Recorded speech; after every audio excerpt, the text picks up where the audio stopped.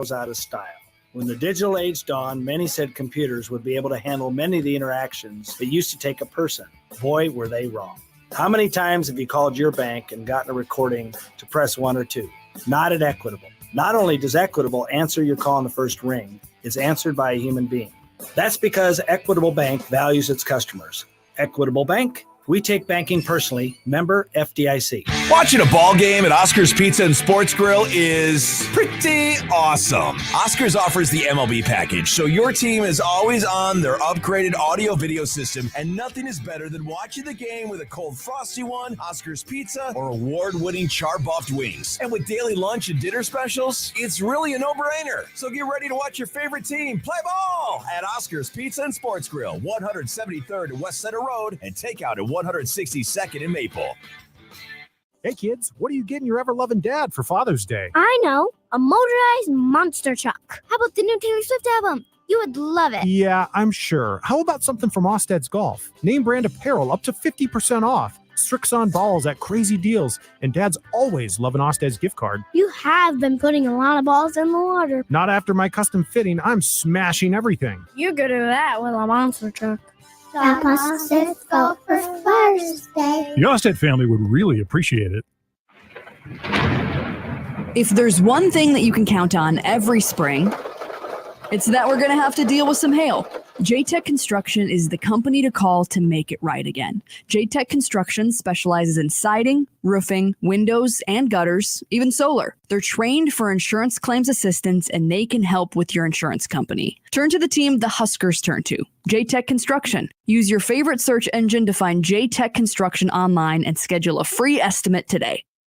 FanDuel wants you to join in all the carnage, all the crazy shots, and all the major action this week at Pinehurst. Because right now, all customers, you're going to get a profit boost every round of the U.S. Major. That means you can boost your outright winners, your longest drive bets, and so much more. Plus, bet on finishing position and get paid in full for ties. You won't see any other sportsbook doing that. Scotty Scheffler is an overwhelming favorite, and American men have won 5 straight majors. So don't hesitate. This is a great offer and a great event to be involved with FanDuel. Just go to FanDuel.com/thezone to get started and take advantage of your profit boost every round at Pinehurst. It's that simple to enjoy the U.S. Major with FanDuel. 21 and over, present Iowa. Opt-in required. Bonus issued as non-withdrawable profit boost tokens. Restrictions apply, including any token expiration. See terms at sportsbook.fanduel.com. Gambling problem, call 1-800-BETS-OFF. Host is roasting every morning. How does Host Coffee Services provide the best coffee for your workplace? By finding the richest and most robust coffee beans from all around the world and bringing them to our Nebraska roastery, where your coffee is roasted fresh and delivered straight to you. Proudly serving Nebraska since 1972. Host Coffee Services is always roasting something good for you. Don't miss out on half-off savings happening at NFM. Our huge in-stock selection has everything you're looking for and more. Get half-off suggested retail on furniture, carpet, and area rugs. Plus, hurry in for mid-year bargains. Get a reward card on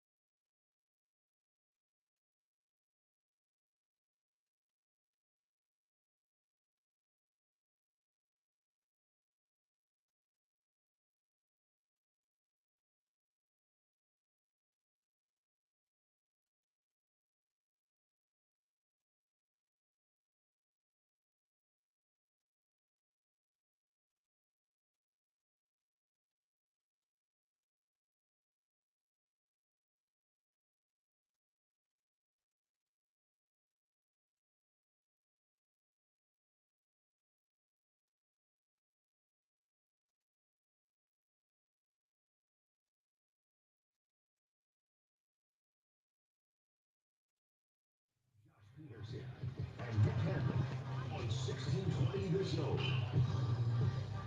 We are live at the Omaha Baseball Village ahead of the start of the 2024 Men's College World Series. Josh Peterson, Nick Handley, Josh Otson with you. And right now we are powered by Access Bank, here for a reason, yours as well as Children's Nebraska. And hour one of the show is presented by Union Bank and Trust, where people don't have your money has people. Member FDIC. Mr. Nick Handley, how are you? It's been a while. I'm great. Here we are. The buzz. Everybody's getting set up. I feel like we're putting the finishing touches on everything on what is going to be, I think, the only good weather day here this weekend. Don't you say that. Don't you put this horrible stuff on us right away. Come it's on. Usually you, so I'm just going to go ahead and I'll shirk that responsibility today. Now, hey, you know what? If we get a weather prediction wrong, I'd be okay with it being, this is the only good weather day of the entire College World Series. Yeah, absolutely. That would be okay. Well, welcome in. We are so excited to be here. Of course, a doubleheader today on day one of the Men's College World Series, North Carolina and Virginia.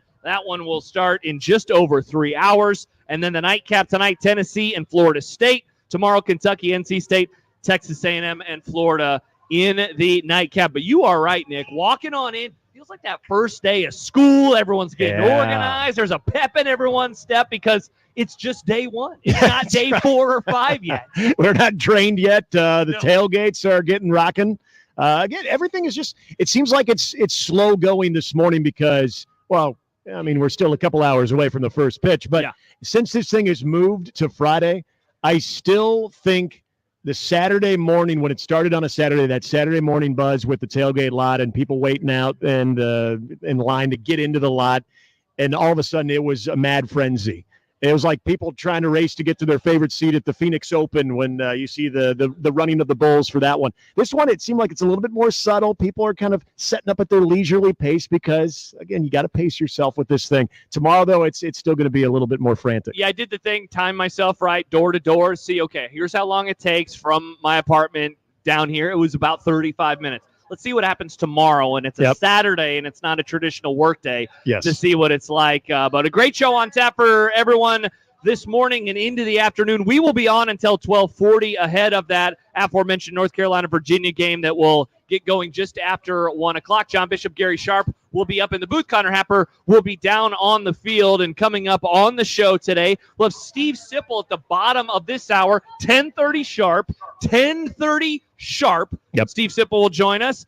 You just talked to Sipple yesterday. We all talk to Sipple every other day, essentially, all week long. Getting a double dose of Sip is always a good thing. Yeah, I talked to him last Friday because he had to move. Then he randomly called us on Monday when Stibbs filled in. Then I talked to him on his normal Tuesday appearance, and then I will talk to him today. So it's 4 times in 8 days. God, Sipple's taking over the station, yet you won't see him down here. Well, no. I think I asked him on Tuesday, hey, are we going to see you? And he said, God, no. God, no. Something would have gone wrong if you would see me down there. So God, no. Yes, but we will talk to him on the phone, so that'll be fun. He'll join us at the bottom of this hour. Evan Bland is going to join us in just about an hour in person. We will preview the College World Series with him. He had a really interesting story in the World Herald and at Omaha.com earlier this week. Mike Schaefer and I talked about it a little bit yesterday. Essentially, the blueprint of college baseball, why building a College World Series team is as tough as ever. Part of the headline for that story. We can talk about that and certainly look ahead to the field as well, and a whole lot of other stuff,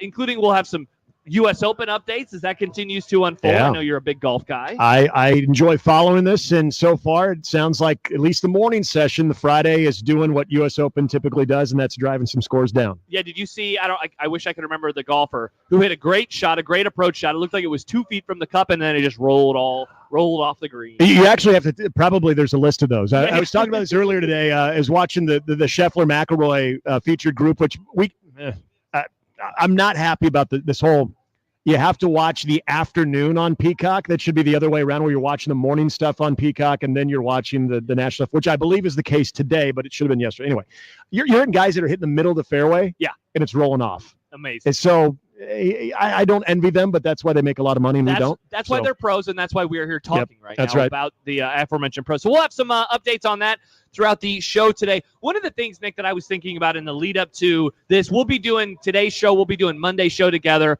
I was thinking back to when I was a listener of the College World Series shows, and one of my favorite parts was Michael Severe, Damon Benning getting on the air and basically predicting the records of like every team back then in the Big 12 conference. Yeah. And I was like, this is my kind of sickos June college football content. Now, we are not going to lift exactly what they did, but one of the things that I realized that I have not thought a whole lot about this year until last night when I sent you a couple of messages, what would mark a good season for every Big Ten team? Like, for example, Ohio State, that one's probably easy for everybody. It's national championship or bust. But we're going to go through all 18 teams over the course of today's 2 shows, Monday's 2 shows. We'll go west to east. So we will have Nebraska this morning, along with the 4 new West Coast schools as well as Minnesota. So we'll do that. NBA Finals probably coming to an end tonight. We can talk a little bit about Luka and how the feelings on him seems like they have changed a whole lot over the course of the last few days and weeks. He's pissed about that. Yeah, and a whole lot more. So it should be an absolute awesome time here with the, like you said, it's going to be a really nice weather day. It really is. Nice weather day. It feels great here. How's your seat? Are you cooking yet? I'm a little toasty. You cooking yet? I wore I got the compression shorts on. That's good. Always important. That said, rookie mistake, wore the khakis today. Oh. Yeah. Yeah. Well, you're back here tomorrow, though, too, right? I'm back here tomorrow. Don't do that tomorrow. No, or don't Sunday, do that tomorrow. especially Sunday. Yeah. None of my golf shorts fit anymore. So, golf shorts hide sweat very well. You going to be in marathon gear on Sunday? I should. Honestly, maybe a hydration pack or two? Yeah, not a bad idea. Get some of the running shorts on because they won't show sweat when I sit in this chair the entire time. No. You got to avoid the duck butter at all costs. It's an embarrassing look. Yeah. So, wow. Now I'm going to be very self-conscious, but we got the zone jerseys on, so we're feeling good. You're in that damn right. regard. Now, do these things? Now I know it's the pinstripe is black, but if you pretend it's dark blue, this is a very Minnesota Twins-esque look right now. Yeah, and you got the Cleveland. I do. Yeah. Right so I've got conflicting interests in the American League Central right now, but I will go with the winner. As you will be inundated with this throughout the weekend with Mike Schaefer as well. There'll be a lot of Cleveland Guardian presence there. Yeah, I don't know how my wife will feel about that, given that she's a big Royals fan. And, after the nice start, I mean, they still are well above 500, but she did not enjoy the Yankees series. No, I don't think a lot of Royals fans did. Now, I didn't realize she was a Royals fan when we saw her at the brewery. She gave me a little bit of crap because I was sporting I was very proud of the City Connect hat because this is one of the only hats. Is that the City Connect hat? This is the City Connect hat. That's a good-looking hat. I like this hat. And I was, wearing it very proudly, donning it very proudly, and all of a sudden she gave me crap about it right as we sat down. I'm like, come on now. Yeah. That's a good one. That's much better. I like the Royal City Connect hat. I like that City Connect hat. The Mariners one I think is solid. The issue with the Mariners one is the blue jersey with the black pants. Yep. Not a good look at all. The solid color pants, everybody's doing that right now, whether it's royal blue, black, red, or like fire engine red. Come on. Whatever happened to just good old-fashioned white and gray? What happened to good old-fashioned white and gray? Maybe even there was always the alternative of you go a little bit of the cream color. Sure, I like that look. Like the Giants. Like the hat like the hat. The white part of the hat, it's like more of the cream color. The Giants did that. That's fine. But, man, now if you don't have the solid colors, you're not keeping up. Well, the thing that I always think about when I see the Mariners ones, the blue, and it's kind of a nice royal, maybe a little darker than a royal blue with the black pants. Like, I remember growing up, I was always told, if you wear the navy suit, you're not allowed to wear the black belt. You got to go with the brown belt. And so every time that I see those uniforms, I think that is a fashion faux pas. Navy and black is in, Josh. Navy and black apparently is in. You can now wear black shoes with navy blue dress pants. So if I went to a wedding like that, people would be like, nice, that's a sharp look. Yeah, they're going to be like, man, you are very 2024. Would the young say that? Would the olds wouldn't say that? Oh, the olds would be like, what the hell are you doing? Yeah, exactly. The youngs would be like, damn. Yep, exactly. I'm trying to fit in with TikTok. Yeah. All right. Well, I don't know if I'm going to be trying to fit in with TikTok while we are here, but we are looking forward to it. It should be an awesome day. It should be an awesome weekend. It should be an awesome series. We'll talk about the field a little bit later on. Maybe not the individual star power of 2023, but wow, the teams that are in Omaha this year, top to bottom. I mean, the fact that like the one of the teams without the number next to their name was the second-ranked team in the preseason. It just says a whole lot about the kind of field that we're about to watch in Omaha. This is, I wouldn't even say baseball sickos' dream, but it's just baseball fans' dream as far as the type of competition you're going to see. Now, from the event crowd, the one that needs something to root for, something to attract to, whether we're talking a Stony Brook or a Coastal, or when Fresno Oral Roberts last year when you also had in 08 when Fresno State took a 4 seed all the way to a national championship. If you're looking for something like that, this field It doesn't have that. What it has is power baseball teams. 8 extremely not only good this year, but solid historical programs. And so if you like baseball, you like to see a good blend of offense, power hitting, guys that are going to be able to be solid in situations offensively, but also what you're going to see power arms on the mound that can throw strikes, good bullpens, good managers of the game as well. That's what this one has. So it is a baseball fan's dream, this field here. And I know here in Big Ten country, we don't get excited about SEC, ACC power or matchups. But if you like good baseball, you couldn't get it any better than this. And if you like good poll questions, Josh Otson will be here all week as well. He just put one up at Happer Show. Whatever happened to old-fashioned white and gray? Yeah, that's the I love options it. yes or no, which is an interesting voting option. But yes, what did happen? That's what I voted. Or no, I don't care. I voted yes. And a couple comments before we go to break. Brandon says, "Great to hear you're not on vacation. Baseball." Good to hear that I am indeed not on vacation. Well, you're a baseball sicko. I love baseball. I'll be up in the truck, maybe sitting in the hallway, but I'll be up there today. I'm not leaving. Taking it in like every fan should, experience-wise, in the air conditioner. Exactly. Sitting there at a table doing prep on my laptop. Sam writes on Twitter, Josh and Nick on 1620 this morning, extremely good radio. Oh, wow. Compliments are rolling I in. was a little worried on how that was going to finish, but okay, I'll take it. I hate the show. Yeah, Can you turn it off, please? Yeah, who's the next lineup? Yeah. No, we will be here until 12:40 today, and we'll also be on in between games. And 1620 The Zone hydration sponsor is Zen Water. Time for a hydration break presented by Zen Water. Thirsty for a change. We will be drinking water all day long and certainly all series long as the temperatures are what they are here in Omaha. Steve Sipple is going to join us at the bottom of the hour. You got to let me, though, when we come back, Nick, get something off of my chest as it pertains to the National Football League. Oh, they're going to say the national anthem. Yeah, no. Okay, the National Football League. No takes on the national anthem today. I'll keep those to myself. Yeah, keep those hot takes Yeah, yourself. but we'll talk NFL when we return. Steve Sipple at the bottom of the hour. Evan Bland will join us at the top of the 11 o'clock hour as we look ahead to this series. More to come from the Omaha Baseball Village. Josh Peterson, Nick Handley, Josh Otson with you here. More to come. 1620 The Zone.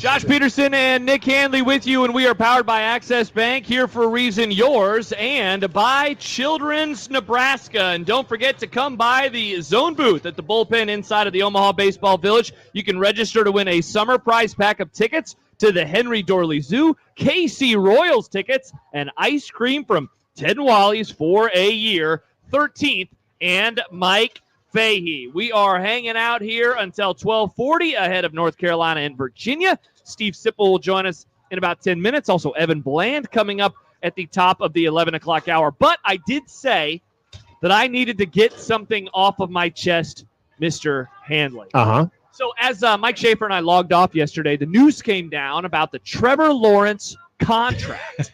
Have you seen this? Have you heard about this? Well, I've heard about it, and yes, we before you get going here, because I think I know where you might be going here. Tell. I just want to remind people, I had to do this morning as well. At one point in the last 10 years, Ryan Tannehill was the highest paid quarterback. Just before you really dive into that, just remember, it's a cyclical thing, and Ryan Tannehill at one point was the highest paid quarterback in the NFL. 5 years, $275 million deal, lots of guaranteed money, including $200 million overall, $142 million at signing. Can you imagine, by the way, signing your name and then immediately probably $70 million after taxes, but boom, that shows up in your bank account? That direct deposit? Yeah. I mean, we've all sometimes maybe in our life have gotten a bonus on top of our actual paycheck, and it's kind of cool. Yeah, you're like, what do I do with this? Yeah, what am I going to buy? Maybe a nice meal. Oh, yeah. Hey, little flex. It's just, I'm trying to imagine. We were talking about this yesterday, and I think Odson was in on this conversation too about state employees getting paid once a month. And we're talking about certain college football coaches in the state. When you get that monthly direct deposit, that'd be fun. Gotta be nice. That would be nice. So, yeah, that'd be pretty cool. But no, I'm not actually going to take it the way that you were implying. This is not going to be about, is Trevor Lawrence overpaid? My issue is more, again, as a Dallas Cowboys fan, and how idiotic this franchise is. And look, you got a Kentucky fan agreeing with you, by the way. Yeah. No. Go. Because Patrick Mahomes is like the 13th highest paid player right now. Yeah, yes. Exactly. Yeah, that is certainly true. But, okay, so look at it from this perspective.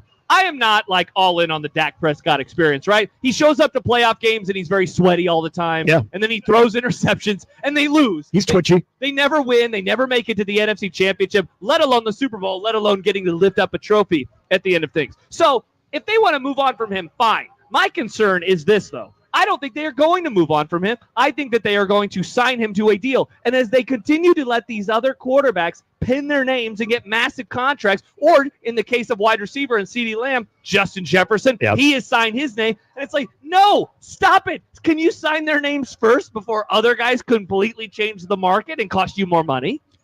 I'm actually, okay, this does surprise me. I thought you might be Team Dak. I was. But last year's playoff game was it was the end of me being like, I don't think that he can do it. Okay, I don't think that he can do it. Like, look, was the defense horrible in the playoffs? 100%. The defense was garbage in that game. But the offense, before they scored a touchdown with like a minute to go or whatever it was in the final of the very first half, he had, multiple turnovers, including a pick six. One of the turnovers was backed up towards your own end zone. CeeDee Lamb played bad. All the stars, CeeDee, Dak, and Micah played horrifically especially in the first half of that game, and they never gave themselves a chance to win. So you and I have a commonality when it comes to the quarterback love-hate relationship, because I experienced this in Chicago with Jay Cutler, where I felt like I was in an island on my own towards the end of his run in Chicago because I was trying to defend him as much as I could, but then finally I got to a breaking point where I could no longer do it. Yeah. And I just said, you know what? I should have listened to my now wife at the time, girlfriend, who hated Jay Cutler. Nice. Is she a Bears fan? She is a big Bears fan, yeah. She grew up in Illinois, so yeah. But everything about it was so frustrating that I finally had to just accept that it was bad. So I feel like that's where you are right now. Yes. Now, then the natural question always is, okay, if it's not Dak, what route would you like to go? Would you like a development young quarterback that's going to be on the cheap for 3 to 4 years until you actually have to extend, or is there free agents or a bridge guy? Do you want to go that route while other people like a CeeDee Lamb and other guys get paid too? Because I think you also have to look at, okay, where are you most likely drafting in the upcoming draft? Probably in the 20s, like always. Right. Late teens. So unless you're willing to make some major moves to move up in the draft, there's always that part of it. But then you risk your future draft capital. And that's the hardest part about this. And I think what you just bring up is something that I said for years. It's like, I don't want to move on from him because then who are you going to get? That said, look, winning 12 games in the regular season is more fun than winning 5 games in the regular season. Yeah, exactly. You know the pain. I mean, we're maybe the perfect guys to have this conversation. Would you rather be good and then fall on your face or never even have a chance to fall on your face? I would rather be in the playoffs consistently and having flops just so I can get excited about my team playing postseason football. But I understand when you finally get there, you're doing it consistently. It's only natural to look at, okay, what is holding us back from getting to the next level? I mean, go back to the Bo Pelini Nebraska football. Yeah. You love the 9 wins. You do. But at some point, you start taking those for granted and say, how do we get to the next level? How do we get over the hump? And you start looking at areas of the football team or even on the sideline and your coach and say, have they peaked at this point? So what you're seeing right now is, have the Dallas Cowboys peaked with Dak Prescott as their quarterback? And I think it's a very fair question because I love regular season Dak. There was a time that a lot of what Chicago was going through at a quarterback, I remember hearing a lot of the angst towards Dak Prescott. And there were a lot of Chicago fans, not just myself, saying, we would love to have Dak Prescott because at least he could get us to the playoffs. But from a Cowboys fan perspective, he's getting us to the playoffs, but we've done that now. Now it's time to be in the NFC Championship game. Now it's time to be a legitimate contender for a Super Bowl, but knowing that we have the quarterback that has a playoff moxie to get us in there. So I feel your pain. But the thing about it is, and I agree, I think they are going to pay him. Yeah.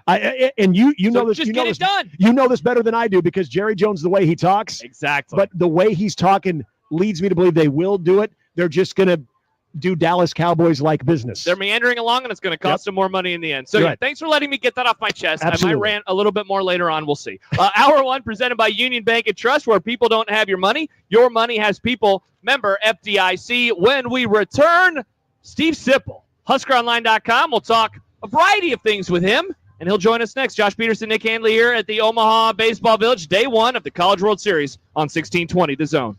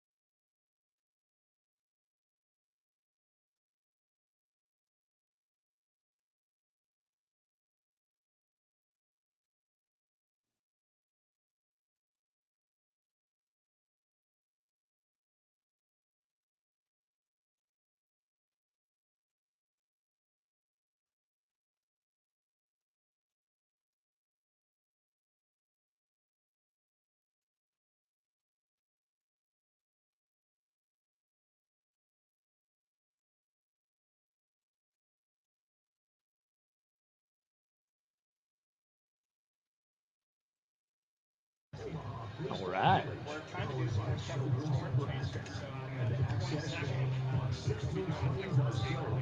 Okay. Well, welcome back to the Omaha Baseball Village, where we are powered by Access Bank, here for a reason, yours, and by Children's Hospital. In this hour number 1 is presented by Union Bank and Trust, where people don't have your money has people. Member FDIC. Josh Peterson, Nick Handley with you. This is traditionally the Connor Happer Show, and normally this man joins us a little bit later, but we are happy to welcome him on right now. It is Steve Sipple from Husker Online. Sip, I told Nick at the start of the show, this is now the 4th time I've talked to you in the last 8 days. How are you? Fine. I mean, it all gets a little confusing around CWS. So I'm not on with Connor today? No, I'm sorry. No, that's fine. I'm just trying to work out the schedule. No, this works out great. Hi, Sip. Nick Handley. I haven't talked to you in 24 hours. I talk to you more than I talk to key members of my family. I think that I'm kind of that way. I know that I talk to John more than I talk to most people in my life, so that makes sense.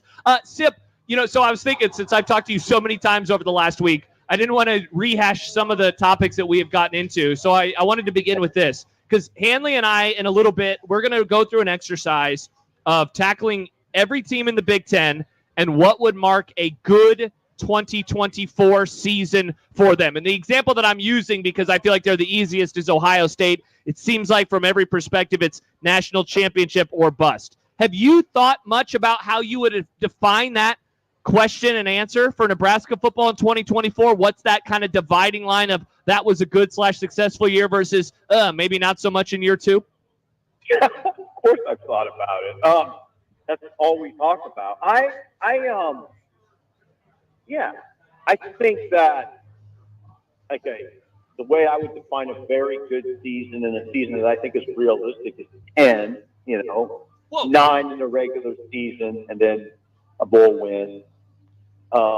And then, the low end is like a repeat of last year. 5 to 7. Does that address your question correctly?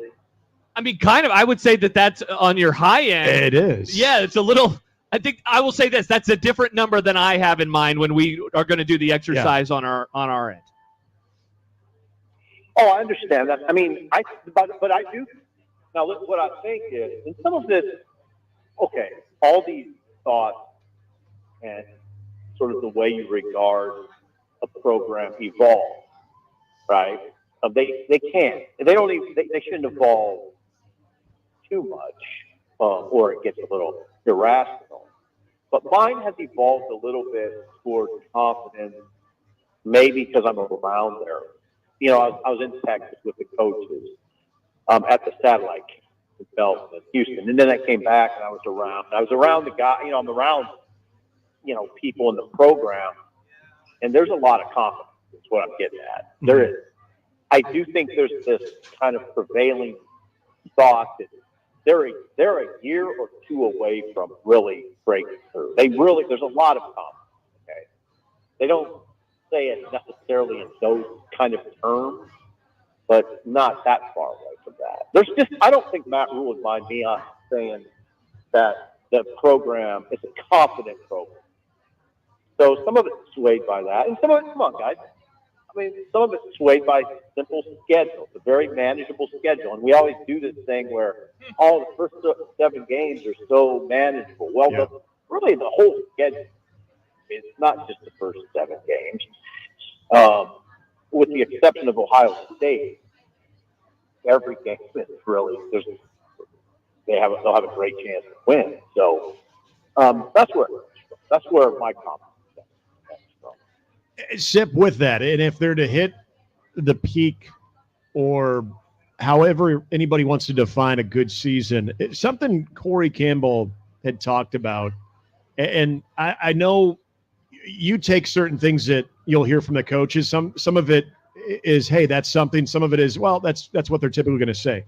Corey Campbell was talking about the overall confidence that he sees with this group, and he was talking about more the strength and conditioning part of it, but just the confidence that this group collectively has. And it was a year ago that I think Matt Rule wanted to dismiss that overall confidence that this program had in key moments of a football game, where once you can overcome that, well, you feel like you could really blow the lid off things.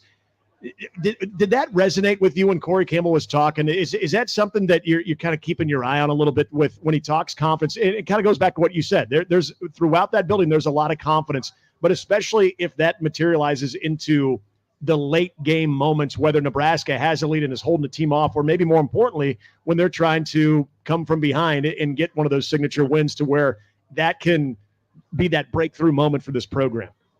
Yeah, what Campbell said is, I guess that falls in line with what I was referring to. Now, what Campbell talked about was, I think you expect that. Like, it's year two. I mean, it's year two. Everybody's around each other. Yeah. Everybody understands expectations, the standards.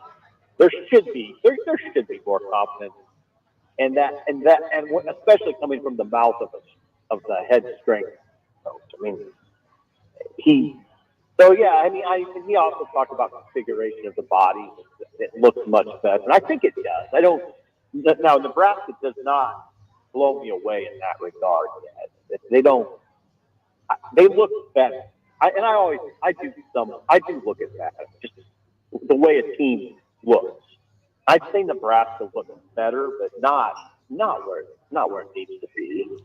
But I think it's getting closer. A lot of that is line talk, which I do that a lot. I talk about the lines a lot, bigs. And I'll tell you, there's a bunch of big dudes on campus making official visits. I saw them walking out of the hotel that they stayed at this morning just because I work down there. Mm-hmm. And man, I mean, they got big steps this week. I can't believe these kids are only 17. But anyway, I think what Campbell said falls in line with what I'm saying about confidence. And it was good to hear him. Steve Sipple joining us, HuskerOnline.com. Sip, going back to the original question, I wonder how much you've thought about that from the perspective of the West Coast schools. You know, it's so interesting to think back to like when Nebraska joined the league in 2011, how they were one school joining. A couple of years later, Maryland and Rutgers joining. That's two schools and certainly on the lesser end. This is different with four schools from a specific part of the country. One just played in the national championship. One who has expectations for that this year in Oregon. USC seems to be in an interesting spot, and then obviously UCLA in a first year. What are you expecting for these four schools as they're making?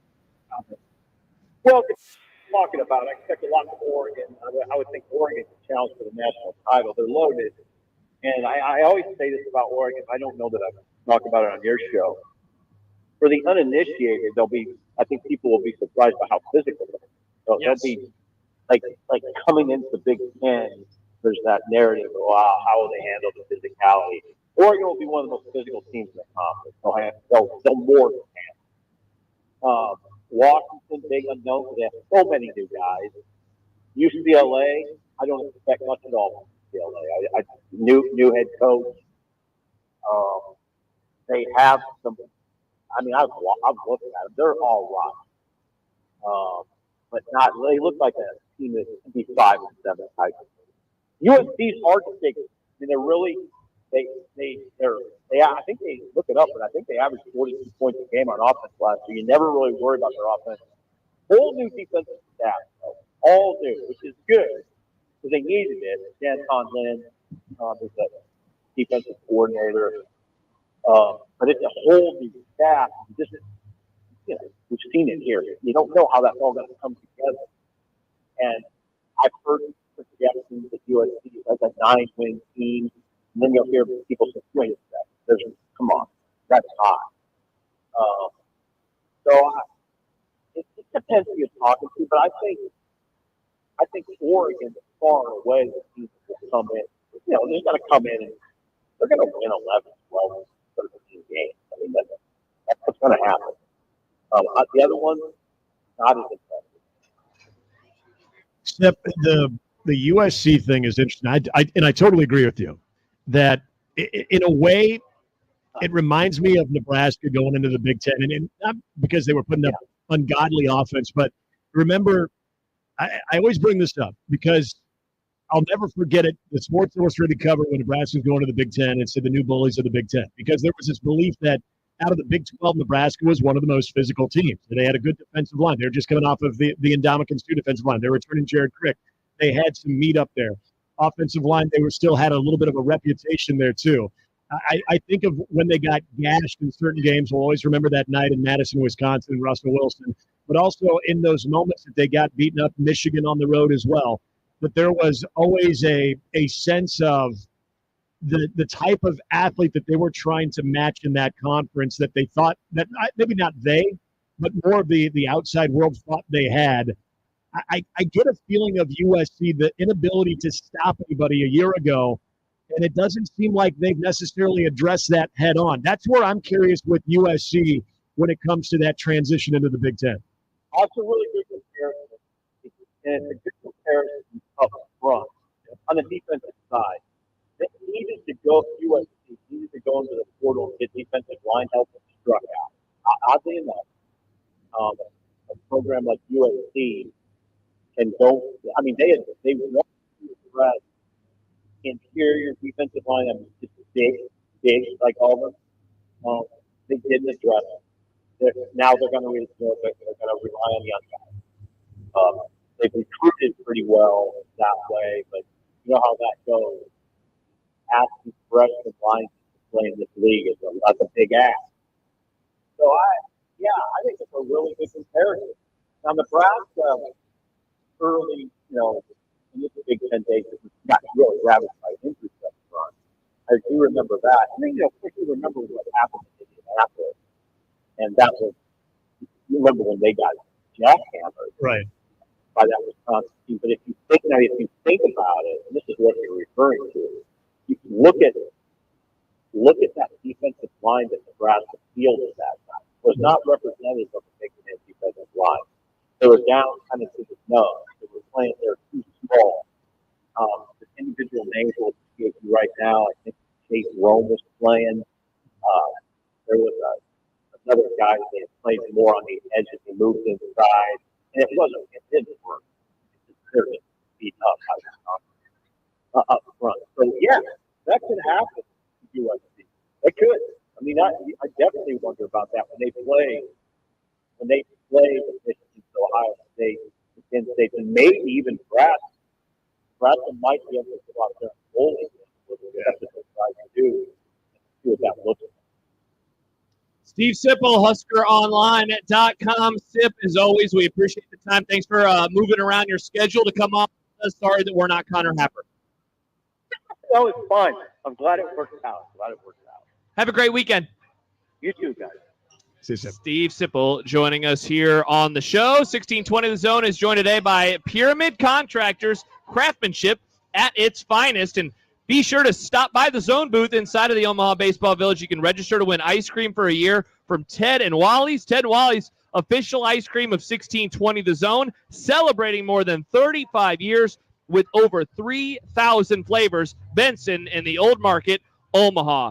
You asked a question at the end that I wanted to add on top of when we return as we finish up the hour. Also, a new Netflix NFL series that will be debuting soon. And Evan Bland will join us in about 15 minutes as well. It is day one of the Men's College World Series. We are getting ready for North Carolina and Virginia. Back after this on 1620 The Zone.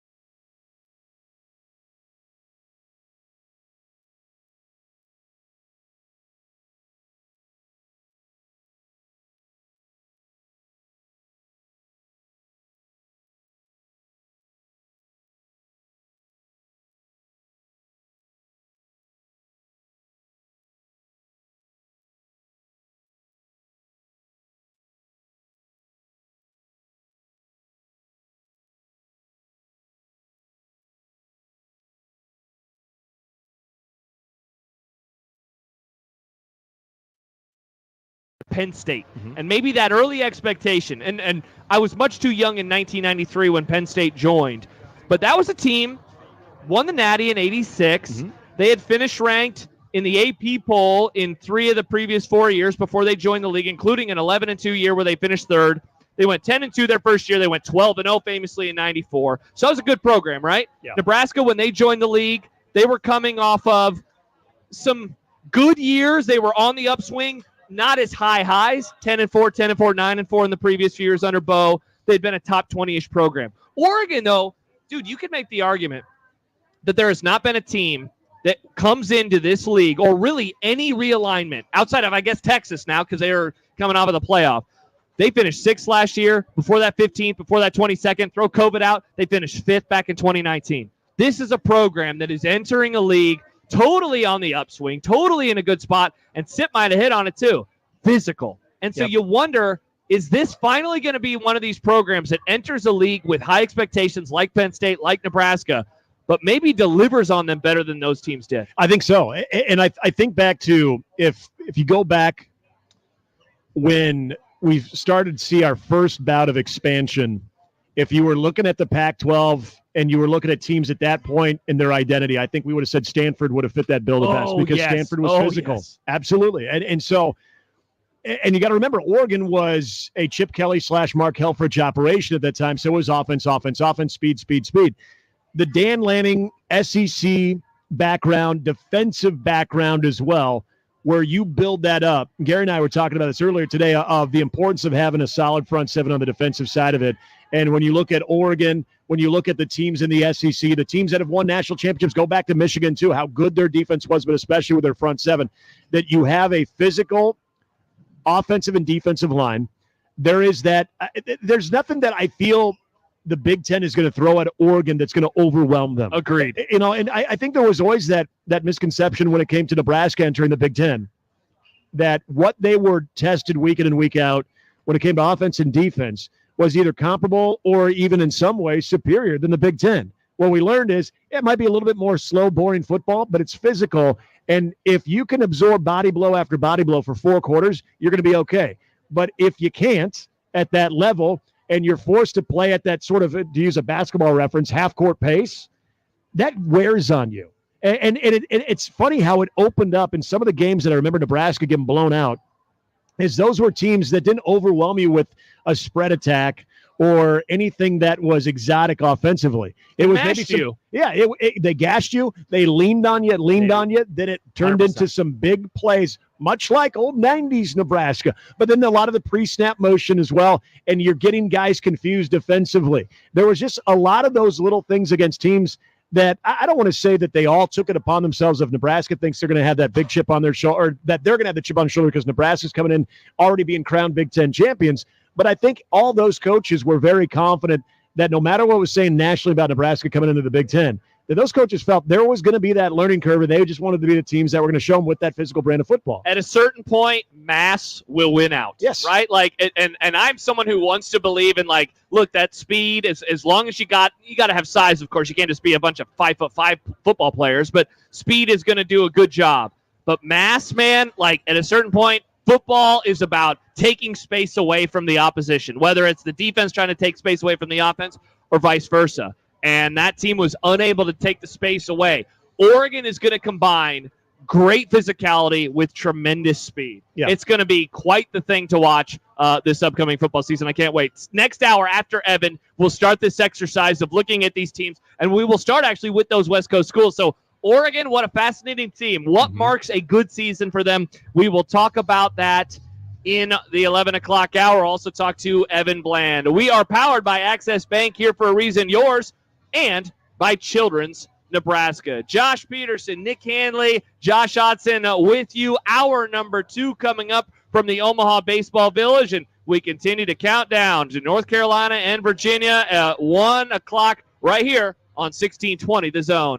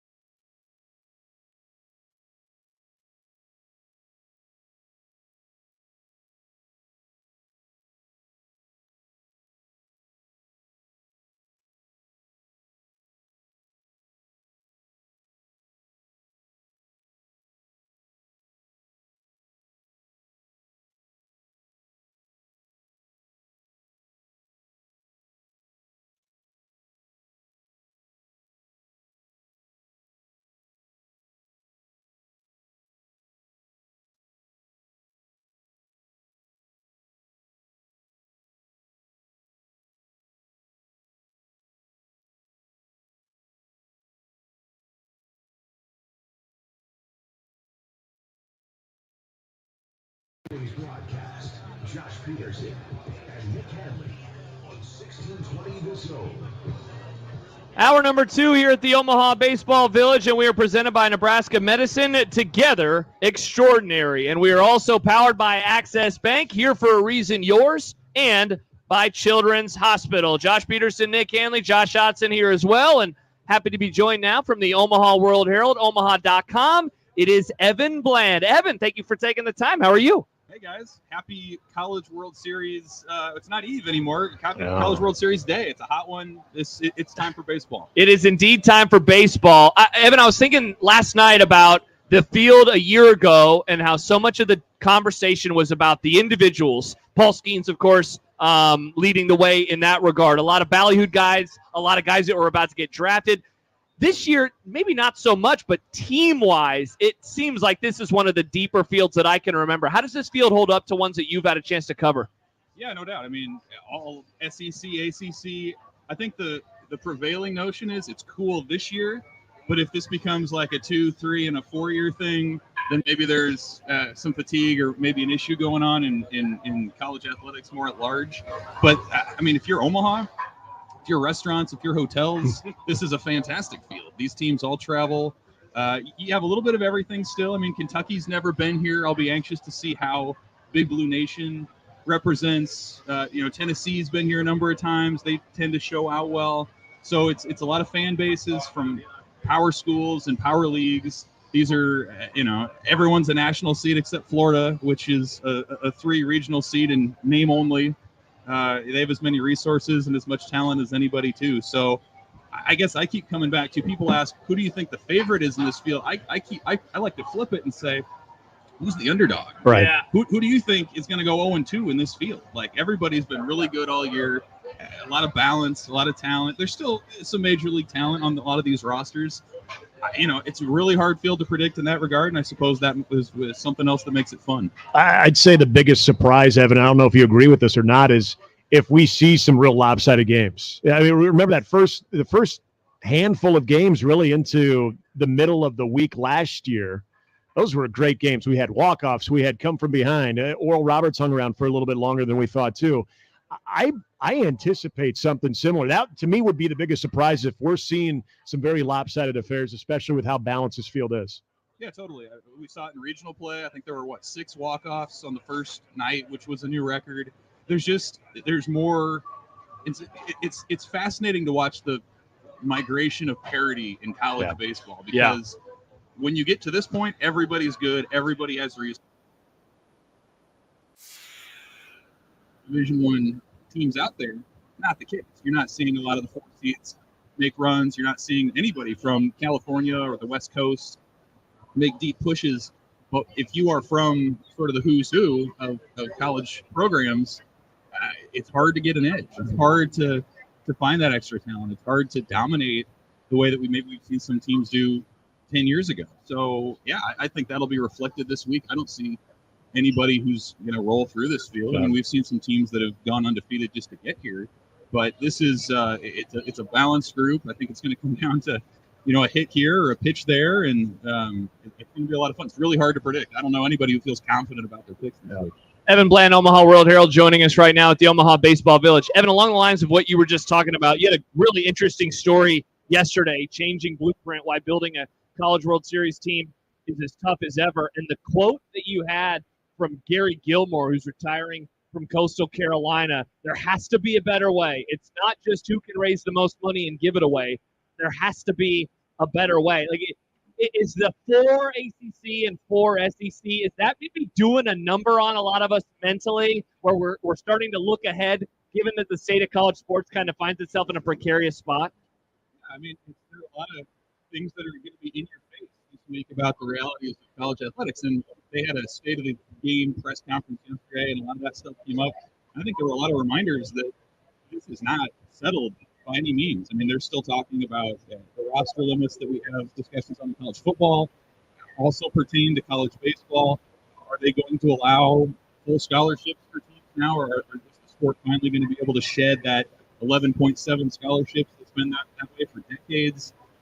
Conference realignment's probably not settled. I mean, you look at Florida State, who's here. They're trying to get out of the ACC. right now. So what does that look like in 2 or 3 years? North Carolina reportedly has been a team that's trying to find a way out to it. So, of course, all these moves are motivated by football and money and how do you stay competitive. The College World Series is sort of secondary to a lot of those football discussions. But really, it's fascinating because who knows what things are going to look like in 2 or 3 years if the ACC as we know it will exist at all, what that's going to look like. So we don't know. It's a fluid situation, and I think the story that I wrote, Josh, if you look at all the post-game press conferences from around the country after the NCAA tournament, these coaches were stressing. They don't know how to build a team. They don't know what resources are available or what the rules are going to be. In a lot of cases, they didn't feel like they had time to reflect on the season that just finished because they felt the stress of trying to get back to campus, figure out their NIL, the portal, all the rest. So it's very much a fluid time that they're in right now. It's a hard time to be a coach, but at least for a few days here at the College World Series, I think people are happy to put that aside and let the games and the entertainment play. The push has to be, Evan, and especially if we're talking about northern climate teams, we're talking about the Nebraskas of the world, the Creightons of the world, and I know not all collectives are created equal with the way that they handle Olympic sports, but you see the way the SEC really does embrace NIL, and you see that even the best player in the Big Ten could be up for grabs for an SEC or an ACC team. Hell, even the best player for Stanford ends up going, so you never know. And I am curious, you mentioned conference realignment. Okay, we already know that Oregon's going to be in the Big Ten. If Florida State ever found its way in the Big Ten as well, they're not going to try to take a backseat baseball-wise. They're not going to just fall back. Well, the rest of the Big Ten baseball teams aren't really competitive in NIL, so I guess we don't have to. That's not going to change. Is there a sense at all, or at least a future in the Big Ten baseball footprint that you could see NIL start to ramp up, realizing, hey, it's either sink or swim. If we want to be competitive, we've got to be resourceful like the SEC and whatever's left of the ACC when all is said and done, because that's how those teams are loading up too. They've got not only the facilities and the fan support, but they also have the NIL dollars as well. Well, the Big Ten is such a fascinating conference in college baseball to me because in terms of RPI, traditional success, it's a mid-major conference. Yep. That's just the reality of the situation. But you look at the financial resources that football has, everybody knows they're part of the Big Two. And so, it's been a slow trickle down, I think, of the resources that football has provided to some of these other sports. And you're starting to see that a little bit more in baseball. You go to the Big Ten tournament a couple weeks ago, the caliber of coach in the Big Ten compared to 10 years ago, in my opinion, is much stronger. I mean, you have a guy like Mike Gambino who comes to Penn State from Boston College. That's unheard of to see an ACC coach come to the Big Ten. But they made a financial commitment to that program to the point that it lured him out and over to the Big Ten. So, it's a fascinating thing to watch because I don't know that it was assumed a year or two ago that UCLA and USC and Oregon and Washington were going to sort of raise all boats. And I don't know that that's the case. UCLA just didn't make the tournament this year. USC is the most traditional power in this event at the College World Series, but they haven't been a national threat in a long time. Oregon has been decent. Washington was good a year ago, not so much this year. So, in some ways, it reminds me a little bit of Nebraska when they came into the Big Ten, where I think their stock had been raised by playing the Big 12 and competing against the Texases and the Baylors and the A&Ms. And Florida State's still going to be a good program. It's still going to invest in NIL, but it's a different deal, man. When you're going to Michigan State or you're going to Northwestern on a weekend, the support level is different, the RPI is different. I think it can be a challenge for recruiting, trying to convince those families to let your kid play cross country in some of these far-flung locations. Yeah. So I do think the Big Ten has a shot. Their commissioner, Tony Petitti, is an MLB guy. He brought that sport, I think, into what it is now with some of the rule changes. But it's no guarantee. So it'll be really fascinating to see what happens with the Big Ten. Their administration, generally speaking, has not supported baseball to the degree that most of the other conferences have. So I guess if I'm having to bet, I'm kind of fading that idea right now. Yeah.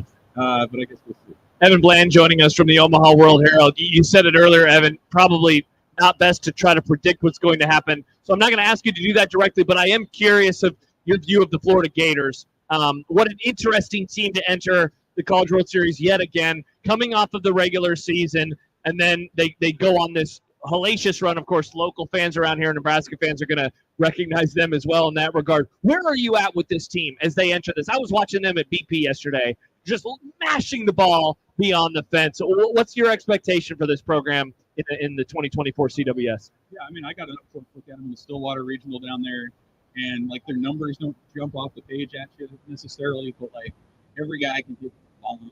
Every arm was a top prospect with mid-90s heat, it seems like. So like just a bunch of dudes. And yeah, they were a little younger. I label Florida this year with less underdog and more underachiever from what they were this year. You got to factor in their strength of schedule and the caliber of teams that they play. But this team kind of has LSU vibes from last year, where they were ultra talented, preseason number 2, hit a lull at certain points in the year, and now they're kind of figuring some things out. So again, like they're underdog in name only. I think they have just as good a chance as anybody. Jack Hegley, the star player of this event. He's going to be the highest draft pick here in about a month. He can mash it. He can hit. And this is a team that's been here before. And I think you listen to some of the coaches and players that spoke at the press conferences yesterday. There's a lot of value in that, in kind of knowing that this routine in Omaha is different than any routine that you have at any point in the year. You have family here. You have a lot of demands on your time, the media. Obviously, you're playing in front of more people than most of these guys ever have before. And I think all that skews in favor of Florida a little bit. And so they're a younger team, but they're super talented. They have a lot of experience. I think they have as good a chance as anyone to make a run. A lot of experience in the dugout there as well. Speaking of coaches, we were talking to Tony V yesterday, and it's something that he said, and I've noticed this a lot more in college baseball. I know you see this a lot more on a regular basis too, even just covering Nebraska, the Big Ten. He mentioned if you're going to go to Tennessee, I asked the question of, if you're going to go to Tennessee, what's the overall identity? What do people think of and associate with Tennessee, other than you got to be pretty damn good to go there? And he said you're going to be able to be who you are, personality wise. They're going to embrace that part of it. And we know Tennessee even 2 years ago. I mean, there was almost too much personality. There was a lot of swag there, but I feel like that is a little bit more of the constant throughout college baseball. And it kind of goes back to what I asked you again about, if you're looking to recruit a certain way, if you're looking to build championships. I feel like not only playing in the SEC venues and having that support, but coaches that can connect with those guys, that allow those personalities where guys can be a little bit more celebratory when they do something good on the field, which was frowned upon maybe 10 years ago and considered Bush League. Now that's just part of the game, and I feel like Tony V in Tennessee probably embrace that more than anybody here at the field. Yeah, they embody that. The bat flips, the speak in your mind. I mean, Yeah. Tony Vitello, his press conferences, his talks, his interviews, those are appointment listening for sure. He's going to be brutally honest, and that absolutely reflects on what his players do and how they go about their business. Mhm. They're brazen in a lot of ways, Yeah. and that's good. I mean, that's the kind of thing that can help you out and go far at an event like this. I think you see that in a lot of the coaches. I mean, we saw Brian O'Connor for Virginia, more of a thoughtful, sort of measured individual, and I think his players came across that way. Kentucky's coach, very, very outgoing, outspoken about his faith, and I think that frees up his players to do the same. You can kind of just, Kevin O'Sullivan for Florida, relaxed kind of a guy, and his players, I think, play that way as well with that sort of demeanor. So, that's probably another theme of this College World Series is like a lot of these coaches that are here are iconic guys, and they have their own individual personalities. They have their own ways that they've built their teams. I mean, you look at Virginia and Kentucky, they didn't really go too hard into the portal. A lot of these other teams did. I think that shows a certain aggressiveness and maybe risk-taking as they've gone about that. So a lot of personalities, a lot of really interesting individual stories, and I think that mishmash of backgrounds and insights and personalities makes this event extra fun. Should be awesome this year, Evan. We appreciate you taking the time. Enjoy day one. Enjoy the College World Series, and try to stay cool out there. Same to you guys. Thanks. Evan Bland of the Omaha World Herald. This is hour number 2, and we are presented by Nebraska Medicine. Join our team at nebraskamed.com/careers. And 1620 The Zone is joined today by the Drug Enforcement Administration. To learn about the dangers of fentanyl or to join in the fight against drugs, visit DEA.gov. We roll on in hour number 2 ahead of day 1 of the Men's College World Series. North Carolina and Virginia in just under 2 hours. Back after this on 1620 The Zone.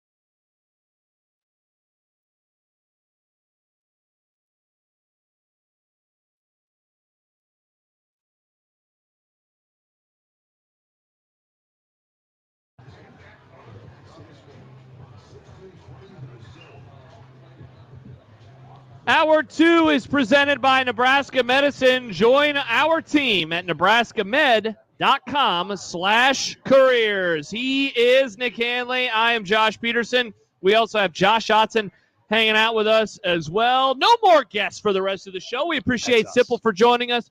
We appreciate Evan Bland joining us as well. Mr. Nick Handley, let's take a look at the leaderboard at the U.S. Open, because there is something to keep an eye on right now, and that is this. Scotty Scheffler today is 4 over. He is 5 over on the entire tournament. He only has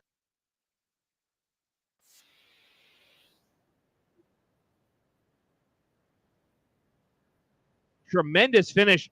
This is probably the biggest story of the U.S. Open at this moment in time. Pretty wild. It is. And I know Josh Otson would agree with this when we had Tiger Woods as part of the story for about 30 minutes of the show yesterday. Oh, yeah. Because, he birdied his first hole, and we're like, hey! And then, actually, I want to say through his first 8 holes, I think he was actually still in contention. That hasn't happened since. Scotty Scheffler, and this is the thing about him that I love about him, but I also hate about him, is he's very boring. He's a robot. He is a golf machine.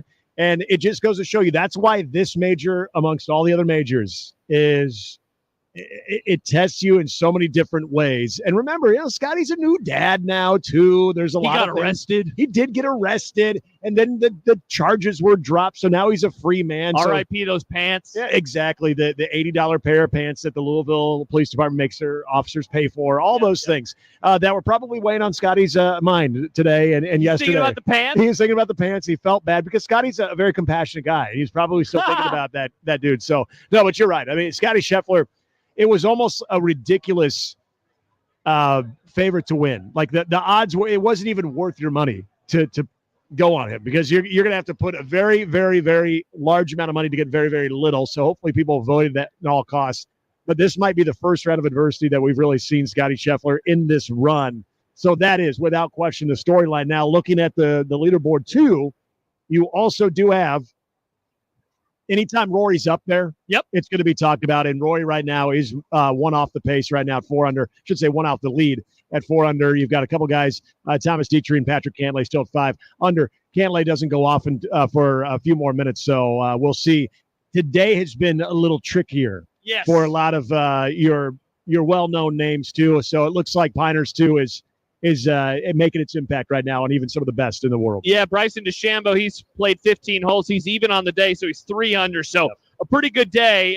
You mentioned Dietrich, 4-12 after shooting a nice 69 yesterday. But yeah, for Bryson to hang out at even compared to a lot of the other guys near the top, or hell, even near the bottom of the leaderboard, not too bad. Xander Schauffele, he's 1 under on the day. He's 1 under on the tournament. He has a few holes left as well. Bunch of guys tied at 9th right now. Still a lot of golfers hanging out near the top 10 that will go off the day continues. Got 50-1 on Matsuyama, and right now he's 2 under. That was my pick early Wednesday. Got him at a good deal, 50-1, and he is when it comes to strokes gained around the green, number 1, and right now he's 2 under. So we need that to keep going. Get me paid. Go Nick Handley. Yes, give me paid. Go Nick Handley. So we'll continue to keep an eye on that here at the Men's College World Series, where we are powered by Access Bank, here for a reason, yours, and by Children's Nebraska. All right, let us begin, Nick, the exercise that we talked about a little bit with Sipple. So this is, look, I will admit, peak off-season content, but this is fun, because I always like to use this time of year as that nice primer for me to kind of throw my mind mentally into, okay, what's going on with these other teams? We talk about Nebraska every single day. I know how I feel about Nebraska. I know how I feel about some of the big dogs in the league. But I wanted to start thinking about every team. And a reminder now, there are 18 teams in the league, which Chafe and I talked about it either yesterday or 2 days ago. There's going to be a team that finishes 18th, which is just a weird sentence to say. Odd. I mean, I wouldn't want to be the team to finish 18th. And so what makes a good season for every one of these programs? I'm curious, as we talk about Nebraska in a few minutes, where you're at with them, but which of the 4 West Coast schools, I guess, who is the furthest west of all of the West Coast schools geographically? That would Go to the Wikipedia page, and I'll take a look at a map of America. The furthest It'd west. be one of the SCs, right? I believe I think it's Oregon. Is it Oregon? Okay. It's Oregon, slightly more west than Washington than the Huskies are. All right, so the Oregon Ducks. We talked about them a little bit earlier. It seems like you and I are both high on the Ducks this year. Yes, double-digit wins now. Their win total going in is 10.5. 10.5. Excuse me, 10.5. This is where I think even hitting the under is still good. What I consider a good season for Oregon is you got to fulfill the expectations. And we spent an entire time talking about how that's not easy, making the transition in from one conference to another, even with what is perceived to be a strong team. But what we saw from Oregon, even against some of the toughest competition outside of their conference, that they measure up. There's a lot of confidence in what Dan Lanning is doing. And then when you look at, Dylan Gabriel, you look at what they have bringing in from the transfer portal, but also what they've had homegrown. Everything leads me to believe that Oregon, at the very least, is a 10-win team. Now, if they don't hit the over, I still think they're in the Big Ten championship game with Ohio State. To me, that's a good season because let's say they fall to 8 or 9. I think it's a pretty big disappointment. So I got to put a good season for Oregon is at least 10. You can still be in the under, but your double-digit wins, and you're playing what I perceive will be Ohio State, but who I think will be in the Big Ten championship. That, to me, is a good season. Now, of course, we can get in best-case scenario. I think they have the ability to win the Big Ten. Oh, yeah. But I think a good season for them is to be at 10 wins. So I took what you did, and I decided to go a little bit further because I'm with you. Like, I think 10 wins, what does that do? It puts them in the playoff, which is obviously where all the conversation for some of these programs is going to start. So then I was thinking, okay, what makes a good Oregon season in the postseason?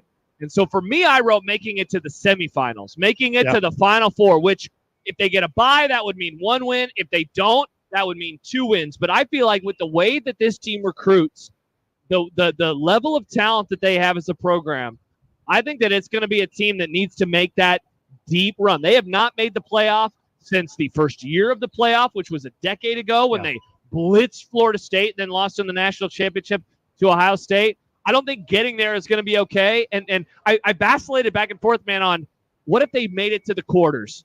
And then I was like, I don't know if that's good enough with the level of talent. So I'm saying semifinals. And that's interesting because this is where, okay, let's say if that doesn't happen, let's say they make the quarters, they flame out there. I'm not going to look at Oregon and say, man, that's a disappointment, because this is where I do think the combination of the conference transition and the accumulation of the Big Ten, this is where we talk about the physicality, which you didn't get week in and week out in the Pac-12. You got it from a handful of teams, but you didn't get week in and week out in the Pac-12. Where I will personally give them a pass. If they're finishing their season in the college football playoff, I'll say that's good. If they get worn down a little bit, as long as that doesn't become a pattern with this team in a larger sample size, I can still, for me, say that that's a good season, because that's where, if there is any impact with the transition, and there's going to be some type of impact, we just don't know what it is, whether it's on a larger scale or not, maybe that's the one where that first year of enduring that type of physicality week in and week out maybe has its impact on them. Going to be pretty fascinating. Let's go to the other team up there in the PN Dub, and that is Washington. They enter the season with a win total on FanDuel of 7.5. The under is where the shading is at for this one. This is a tough one. First-year head coach, lost a lot of talent, lost a first-round draft pick at quarterback, bunch of receivers, including Roma Dunze. So with them, I couldn't really figure out exactly where I was at with their win total, but here's what I decided on, Nick.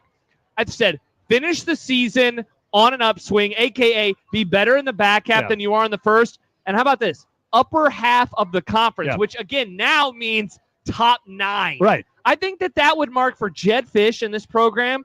I think that would mark a good first year. They do play the Apple Cup in their non-conference. That's a September game that they'll be going up against them. Their schedule features Michigan, USC, and Penn State, and then they finish off with Oregon after an idle week at the end of the year. So I think that finishing at the end of the year on the upswing in the top half of the conference. I think that would be a good year for Jed Fish in season number 1. And so I'm right there with you. This is, again, where, like, I look at Oregon and I look at their win total, and a lot of people say, hey, if you a good season is overachieving, a good season is hitting the over on that. So many uncertainties with Washington, and this is actually, I think, the only team that is not as subject to the conference transition is Oregon. So Washington is one of those teams that for a lot of the things you bring up right there with the transition of the roster, Kalen DeBoer leaving, going to Alabama, trying to get a handle of the exit of a lot of players, but also, you're classing out some guys too, that you get into this new landscape. If you can still hit the 7-win mark, I think that to me is a good season. Now, and 6 isn't bad, but you don't want to go from a national championship appearance to going back to 500 football. If we saw it with TCU last year. Absolutely. That's a great point, because this is where we know the Big Ten is going to give you a boost when it does come to recruiting, when you are now considered to be part of the Power 2. But if you want to maintain any type of momentum with not only bringing in what you hope is still a carryover from the national championship appearance and a lot of the buzz, even though the reality that everybody is aware of with a new look to this team, if you can at least get to 7 wins and say, hey, we endured a lot, we were able to withstand it, still have a respectable season, and now we can build back off of that, be able to recruit as such, I think you got to get to 7. And I think that would mark a good season. I think that you're going to find yourself in a decent bowl game, especially coming out of a very competitive Big Ten at 7 wins. I think you can start to be able to recreate yourself, maybe not as a national championship contender in years to come, but I think you can recreate yourself as a team that can find itself in the upper half of the Big Ten. Obviously, that has to be the goal. Even with no Kalen DeBoer, you have to be able to still have those aspirations. You just probably put those off a little bit for the next 2 or 3 years because of a new coach and a new conference. But I think 7 wins, that's where I'm at with this team. Seems like we're on the same wavelength there. We'll take a break. We'll come back because we started this segment off talking a little golf, and we'll go through the next 4 teams. The other 2 West Coast teams, Minnesota as well as Nebraska. We'll do 3 more in the in-between show a little bit later on. 1620 The Zone is live at the Omaha Baseball Village, and we are sponsored by the Omaha Henry Dorley Zoo and Aquarium, the #1 zoo in the nation. Visit omahazoo.com to plan your adventure. Josh Peterson, Nick Handley, Josh Hudson hanging out with you. Stop by, say hello. Baseball under 2 hours away from beginning. The 2024 Men's College World Series is almost here. UNC, UVA, and Tennessee, Florida State coming up today. Back after this on 1620 The Zone.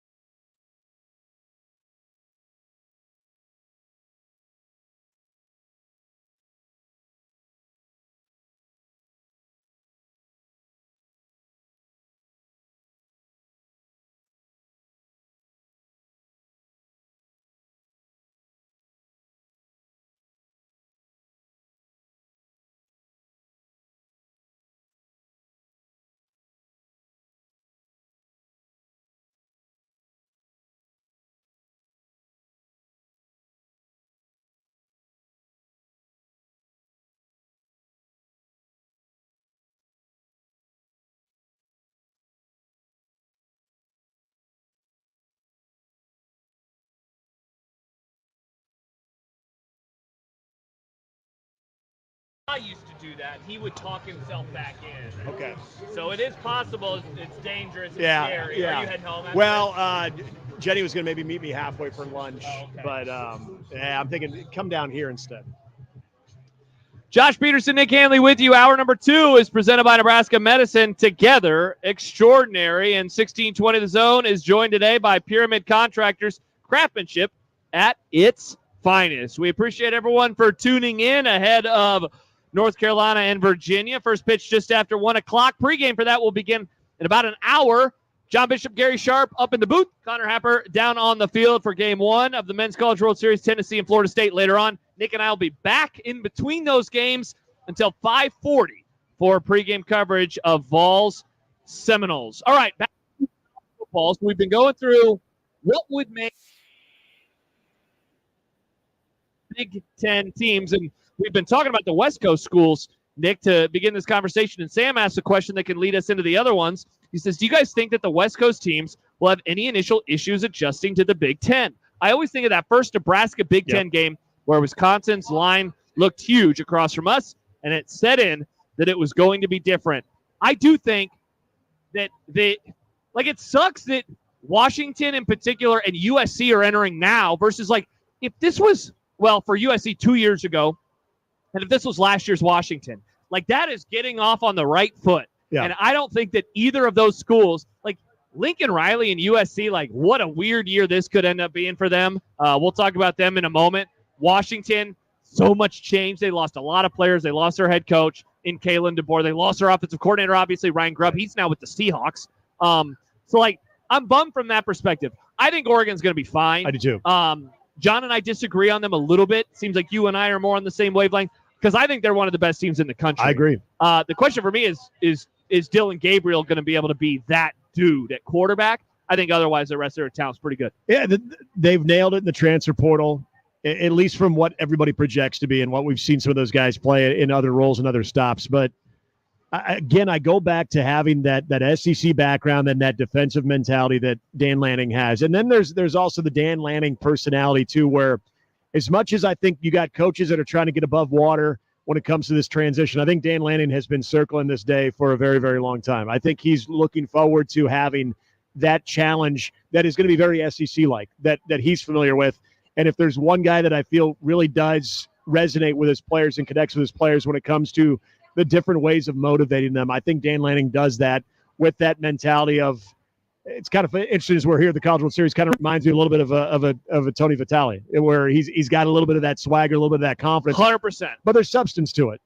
You can be that confident when you look at your roster and you look at the way that you've been able to execute and everything that you have behind you with the way that Oregon athletic department supports your football program. So I would say this. I think UCLA is the furthest on the map when it comes to what I expect out of them. 100%. I think Oregon, I have the most expectations, and then I think Washington and USC fall somewhere in the middle with varying degrees of it. 100%. Let's just get by UCLA because I feel like the answer is pretty easy for them, and I think we're going to agree. Is it make a bowl game? Their win total set at 5.5. All right, so we both agree with you that. Hit the over. That's a great season. Yep. Okay, so we agree on that. Let's get to USC because this is an interesting program, man, given that they were a game away from the CFP 2 years ago in Lincoln Riley's first year with Caleb Williams. Last year, they still have Caleb Williams, and they lose way too many games for having the first overall draft pick, who is now on your Chicago Bears. Congratulations. Thank you. Maybe a 4,000-yard passer for the first time in Bears history, but that's not what we're going to talk about come today. on. Yeah, dare to dream, right? Don't get me excited. Their win total is set at 7.5. They have a very interesting schedule. They will travel to the Big House to face off versus Michigan in September, but they open the season, that Labor Day Sunday game in Vegas versus LSU. They also have Penn State. They have Nebraska, UCLA, and Notre Dame late in the year. So here's what I wrote for USC. Again, win total 7.5. Enter November with an outside shot to make the college football playoff. Ooh. And in the end, you could enter that and then lose every game and then it really wouldn't matter. But I feel like if this team can get back in the mix, I think that would be a nice year 3 for Lincoln Riley. They're going to have a new quarterback. Thank God they're finally making a change on the defensive side of the ball. I just need to see that growth. And I think them being a team that, November 1 rolls around and we're like, could USC sneak in as an 11 seed? I think that would mark for a pretty good year for Lincoln Riley and company. I'm not going to put it that high. That's interesting. But when it does come, I think this is an extremely important year for USC because you need to shake a couple of narratives if you're USC right now. First of all, as I look at USC, what I consider to be a good team this year, and I'm glad you brought up 18 teams. If they can find themselves at least sitting there in the hardy, meaty middle defensively in the Big Ten, which is going to be a challenge because that will serve them well. The second part about it is, so they got to shake that defensive narrative, and I don't know if they've done enough, and we're talking to Sip about this as well, defensive line and where they got gashed last year. I don't think they've done enough to address that. I think it's going to be an issue, but if they can find themselves making a big jump to where, say, they are the 9th best defense in the Big Ten or the 10th best defense in the Big Ten, anything inside of 10, I think, is going to be a very good measure for them. The other part about it is, think of the USC football identity. You get a lot of 5 stars. It's a splashy place to go. Now you can recruit to the Big Ten. You're a bi-coastal conference. So every territory should be up for grabs when it comes to USC. There's no limitations if that USC brand is still very important. And how do you maintain that USC brand? You've got to at least get to 8 wins this year. This has to be a team that I don't worry about Miller Moss and Riley being able to develop the quarterback. I worry about their defense, and I worry about what they can establish in the first year. Nobody's expecting them to go to the college football playoff, but you cannot fall back to a 6-win season. You cannot fall back. I think even a 7-win season is disappointing because you're doing the exact same thing you did a year ago in a different conference, and you brought up the schedule. Yes, the neutral site game is tough in Vegas. Yes, they've got Michigan on the road. That'll be welcome to the Big Ten type moment. But if you look at the rest of their Big Ten road games, they're not overly daunting. Manageable. Absolutely they are. And then everything else you get at USC, and I'm not trying to sell people that USC has got this great home field advantage, but people, especially teams on the eastern side of the conference, having to travel to USC, that needs to be a home field advantage, at least from the travel standpoint. So I do think that if we're looking at this team, I look at 2 measurables that would, to me, say a good season. At least 8 wins, and you need to be inside the top 10 teams of the Big Ten defensively. They got lucky in terms of traveling east. Michigan is September, Minnesota first weekend of October, Maryland mid-October. Then after that, the other road games are Washington, West Coast, and UCLA. Pac-12. Yeah, exactly. So they're used to that. Let's do Minnesota. We'll save Nebraska for the end of the hour. We'll do 3 more teams on the in-between show a little bit later on. For Minnesota, it was kind of like UCLA for me. I just need to see this team get back to a bowl game.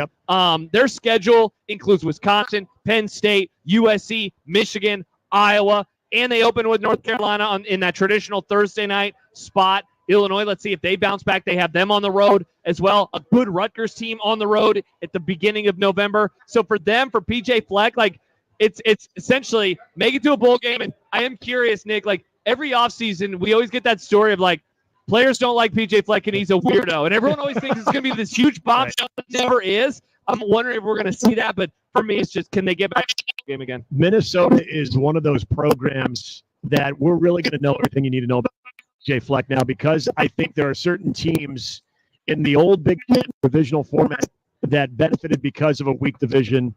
I think Northwestern, nothing against them. Hey, they a lot of times went above and beyond. And what David Braun ended up doing a year ago was pretty remarkable. But you're not doing that in the East. You're not doing that in a wide open Big Ten where you have to play Ohio State, Michigan State, or Penn State. I look at Minnesota in the 2019 when they won 11. Yep. They had Penn State at home. That was a big win for them. But again, they feasted a bad Big Ten West. Minnesota team that I am extremely interested because PJ Fleck at one point was winning recruits, was winning the state of Minnesota. We get a lot of the people, especially in that territory, over. Now we're starting to lose out on the recruits. The running back stable is not nearly as plentiful as it was. So in a long-winded way, I'm with you. They need to be eligible at the very least. They're probably out of this entire exercise a team maybe next to USC that this is a huge year for Minnesota, because where are we going to be Big Ten pecking order with this wide open divisionless conference? Is Minnesota a team that can adjust to it because they have a coach that's always thinking ahead, is innovative, PJ Fleck, and can still connect with guys, or are they going to flame out? So get to not only the part about being able to be bold and show a little bit of a place in the Big Ten, but also would love to see some stability at quarterback too. When we return, we will get to Nebraska. We will talk about what would mark a good year for them later on. Wisconsin, Iowa, and Illinois. 1620 The Zone, hydration sponsor. It's water time for a hydration break presented by Zen Water. Thirsty for a change? And come by The Zone to the Omaha Baseball Village. Register to win for a year from Ted Wally's. Ted Wally's official ice cream is 1620 The Zone. Celebrating more than 35 years with over 3,000 flavors. Benson Market in Omaha. A little over or under an hour left, rather, for us. Josh Peterson, Nick Handley. After this on The Zone. Here's another hole.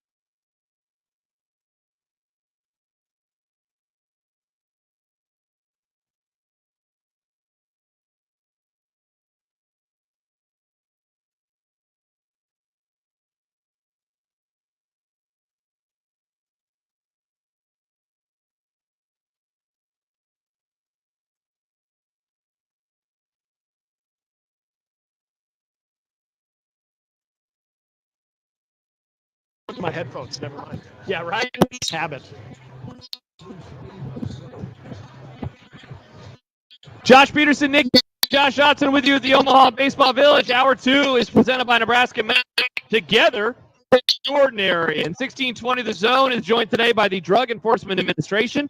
To learn about the dangers of fentanyl or to join in the fight against drugs, visit DEA.gov. Shout out to Josh Johnson for fixing up during the break. We got an email from John about what was going on. He said, I figured you, Josh, can fix anything. So, the reputation serves him well, especially OBV. And Josh will have some updates on traffic and weather coming up in the final hour of this morning into the afternoon show. We will be on with you until 12:40 ahead of that North Carolina-Virginia game. John Bishop, Gary Sharp, Connor Happer on the call. Looking forward to that one. All right, Nick, let's get to the main event. That is the Cornhuskers. I figured maybe we should save them for last, but that'd be a jerk. We'll do them today. What marks a good season? I am going to cheat a little bit because I know this program so well and I talk and think about it all the time. So I'm going to give you 2 options on what I think would be okay. One is 7-5. Our win total is 7.5. Yes. 7-5 or better with multiple score game victories. Yep. So they got to close out some games at least twice, maybe 3 times, 7-5. So that would be an under but close victory. So maybe not going all the way over the top, but finally closing out some games. The other would be no qualifiers, 8-4. 8-4, best season since 2016. That would be the fewest amount of losses in a regular season. Again, since 2016. So I give you 2 options. I lean more of the latter, though the former you can definitely talk me into because it's like, are we really going to expect a team that never wins more than 5 games to finally do it? And like, then we're going to be mad that they only won 7. That said, I'm going to go with the 8-4 option. Okay, so I like that option. I'm going to take it a step further because I do believe the bare minimum is 7-5. Now, 7-5 has to have some context because, maybe some injuries early on. Maybe they start finding a little bit more of their footing and they get solid there towards the end. I feel like if you're going to say a good season based on the schedule and what I legitimately feel this team has, and nobody's asking Dylan Raiola to be an all Big Ten type quarterback. You need him to be an above average quarterback. Not throw interceptions every 5 seconds. That alone, if the defense can hold ground, even if they take a few steps back, like they, like that could be natural because of the secondary and things like that. But as long as their defense holds their ground, similar to the way they did a year ago, and you get that uptick in offense, I think all those things should happen. Now, here's the other thing that I'm going to throw at you. Okay. Give me 8 wins, but I really want to focus on the back end of the schedule. Everybody says the first 7 games is where they're going to get it done. I think a good season for Nebraska is if they go 3-2 in that final stretch. In the final 5 games, 3-2, because if you look at those games, you get to Ohio State. That's obviously going to be very, very tough. UCLA, that should be very winnable. You got them at home as well. Southern Cal on the road, that'll be a 50-50 game, maybe a little bit more, still leaning towards Southern Cal. Wisconsin at home and Iowa at home. That's a daunting part of the schedule, but I think if you really put yourself in a position of growth in that stretch, you find a way to go 3-2 in the final 5 games. And if you do that, I feel confident you're at 8 wins, dare I say, even closer to 9. I like that because I was going to say that would, in theory, mean a 5-2 start. Yep. But 3-2, if you guarantee Husker fans today that they go 3-2 in the back half of the season, I think everyone would want to sign up for that because they would start saying, oh, my gosh, are they going to win 9 games? Yes. Are they going to win 10 games? And you can put Ohio State's going to be the one loss, obviously. Yes. But then who's the second one? Is it USC on the road? Is it Wisconsin? Is it Iowa? I don't think it'd be UCLA. I feel good about that one against UCLA. So where would that one be? But more importantly, 3 wins against whoever that is, you take it because you've struggled against those teams. All right, I like that one. The compliments are starting to slow down for Josh Hudson. How are we doing, Josh? Oh. We're doing good. Awesome. All right, well, that's perfect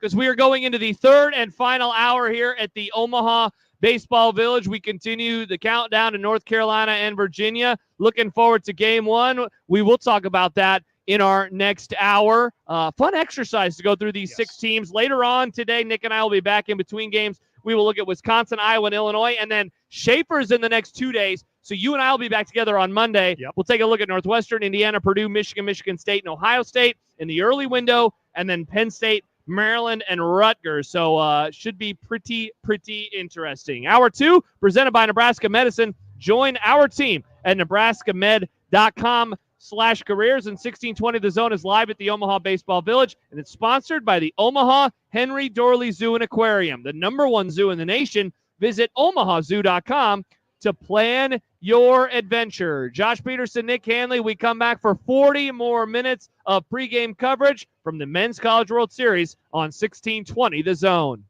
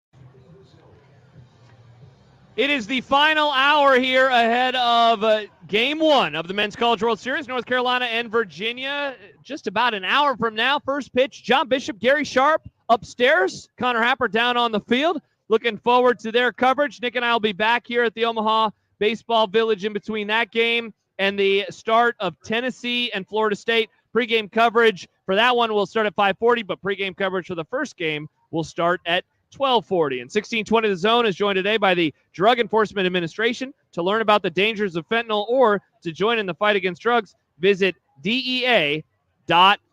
Josh Peterson, Nick Handley with you. So nice to be back at the Men's College World Series. It has picked up. There's a lot of foot traffic. By the way, stop by. We have a variety of things that we are giving away. Foam fingers. You can have those. You can have those. And the things that are going like hotcakes, the clear bags. I know. We have need the more. clear bags. People are very in on the clear bags. Yes, clear bags. We also have 1620 The Ball. We do. We've got many of them. We have many 1620. So if you come by, we'll throw one at you. You can catch one. There you go. You know what John Bishop would like? If you brought one of those in and then threw it onto the field and then it delayed the game for like 10 seconds. John Bishop would give you a like our beach ball. He'd give you a huge thumbs up. He'd say, I love you. You are a fine American. And hopefully the camera would zero in on the logo, and then we'd get that run on ESPN. That'd be great It'd be for great. advertising. Yep, we'd hijack the broadcast. By the way, Josh is putting out more of the clear bags, so that is cool as well. Also, we are registering. We might need to put this out in front a little bit more, Mr. Otson, but you can scan to win a Zen Water Max Homa golf bag. It's cool. It's a Titleist golf bag. It's that huge. thing is nice. Yeah, I feel like this is what Rodney Dangerfield had in Caddyshack. I think that you're gonna have you're gonna unzip that thing. You got the radio in there too. There might be a tap in there to have a cold beer mid-round. Oh yeah, it's a good one. Rodney Dangerfield and Caddyshack, the original Bluetooth speaker at the golf course. That's right. That's right. Before speakers were a cool thing. Now everybody's got the high-end speaker that attaches to the golf cart. Father's Day gift, by the way. Hopefully my wife's listening. And she's on her way. Anything I would less. love a new one. We're talking about what would be a good season for some teams. What would be a good Father's Day? Yeah. Anything That's less a than fun that, question. I know the dads around here have a lot of takes. I know some would just say peace and quiet. I want to be left alone. My mom always said for Mother's Day, no fighting. And I don't think my brothers and I ever delivered on the Was no that a common fighting thing in the Peterson household? Oh, yeah. Oh, I'm okay. one of three. I'm the oldest. The second one is 2.5 years younger than me, but the youngest is almost 7 years younger than me. So quite the difference in our ages, and this will surprise you none. I found him very annoying growing up. Oh, hey, my 10-year-old wants to hang out with me as a 17-year-old. Please go away. I'm trying to talk to this girlfriend of mine. I feel like as the oldest one, you're supposed to set that tone. So if that's what mom wants on Mother's Day, that's on you. I know that. Well, maybe I wasn't a very good team player. Speaking of maybe having some bad attitudes, you ready for this? Yeah. How about Luka Doncic? And the NBA Finals those will probably come to an end in just a few hours from now when the Mavs take on the Celtics. I don't know what your viewpoint was on him coming into the playoffs or what your viewpoint was coming into the finals. But has it changed at all in the first three games, given some of the attitude issues, I guess, we've seen from him on the floor? Yeah, it has, because it's a very front-running mentality where he's smiling, having a good time. He's funny with the media after a good win. And look, he was being talked about, I think, in the proper terms when it came to his game. And the guy is literally being introduced in the starting lineup, and he's wrapped up like a mummy. I mean, this is like how Mickey Mantle looked in his final days of playing with the Yankees, where every part of him had an ace bandage on him. So I feel for him. The guy is completely banged up, but he's still pretty damn good, and he's still hitting shots. But oh my gosh, that fourth quarter, and first of all, there were times that he probably could have gotten teed up and he didn't. So this whole palms up of complaining with the referees, there are times that, he probably got singled out on a foul, but there's also times that I think he probably did foul and wasn't called for it. It all bounced each other out. But the fact remains, you were coming back down 21 points, and all of a sudden you decide with 5 fouls that you're going to play defense and take a charge, which it was the correct call, I think, too. And then you're pissed off at the officials. Then you're looking at your bench saying, you better bleep and review this, when it's on them and not on him for being stupid. And then just having that type of roller coaster of emotions, and when things aren't going your way, as opposed to your team is coming from behind and you have a chance to win a must-win type of game, you put yourself in that position, then it's all about you and the officials on you. It's a bad look for a guy that I still do think is a superstar in the league. For sure. Yeah, I couldn't agree with you more.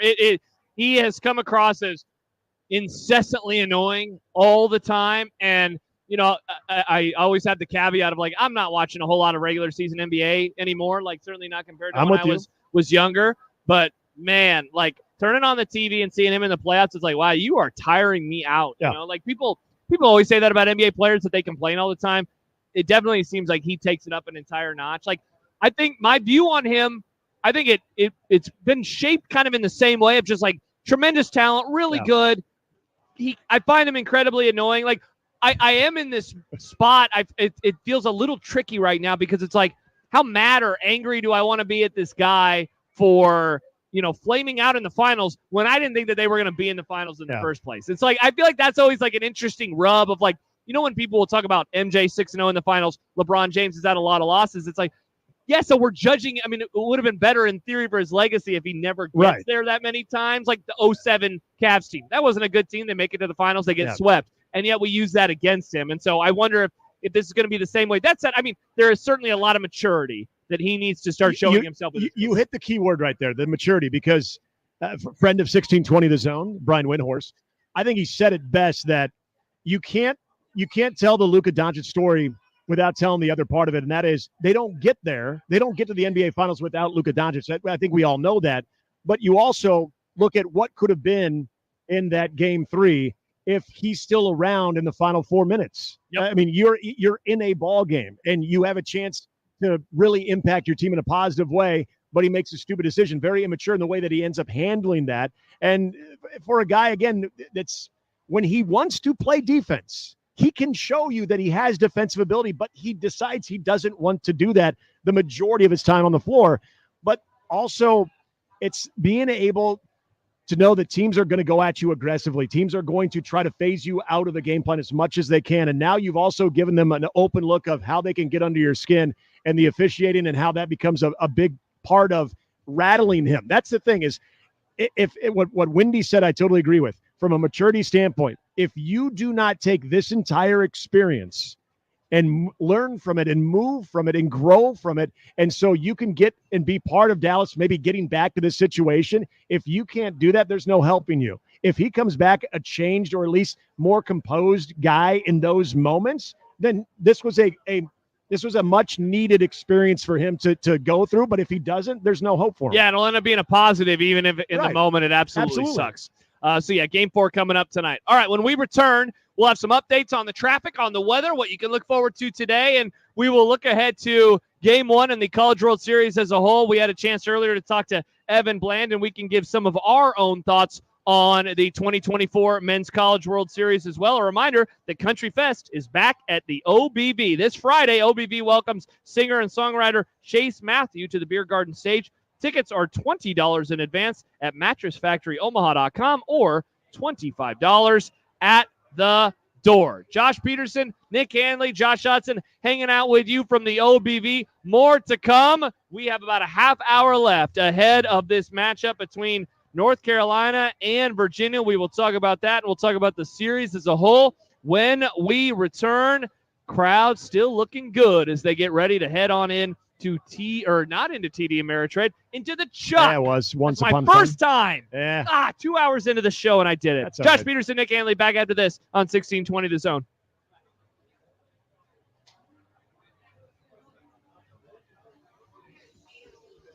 Jonathan just asked, do you know which podcast feed it will be on? Is it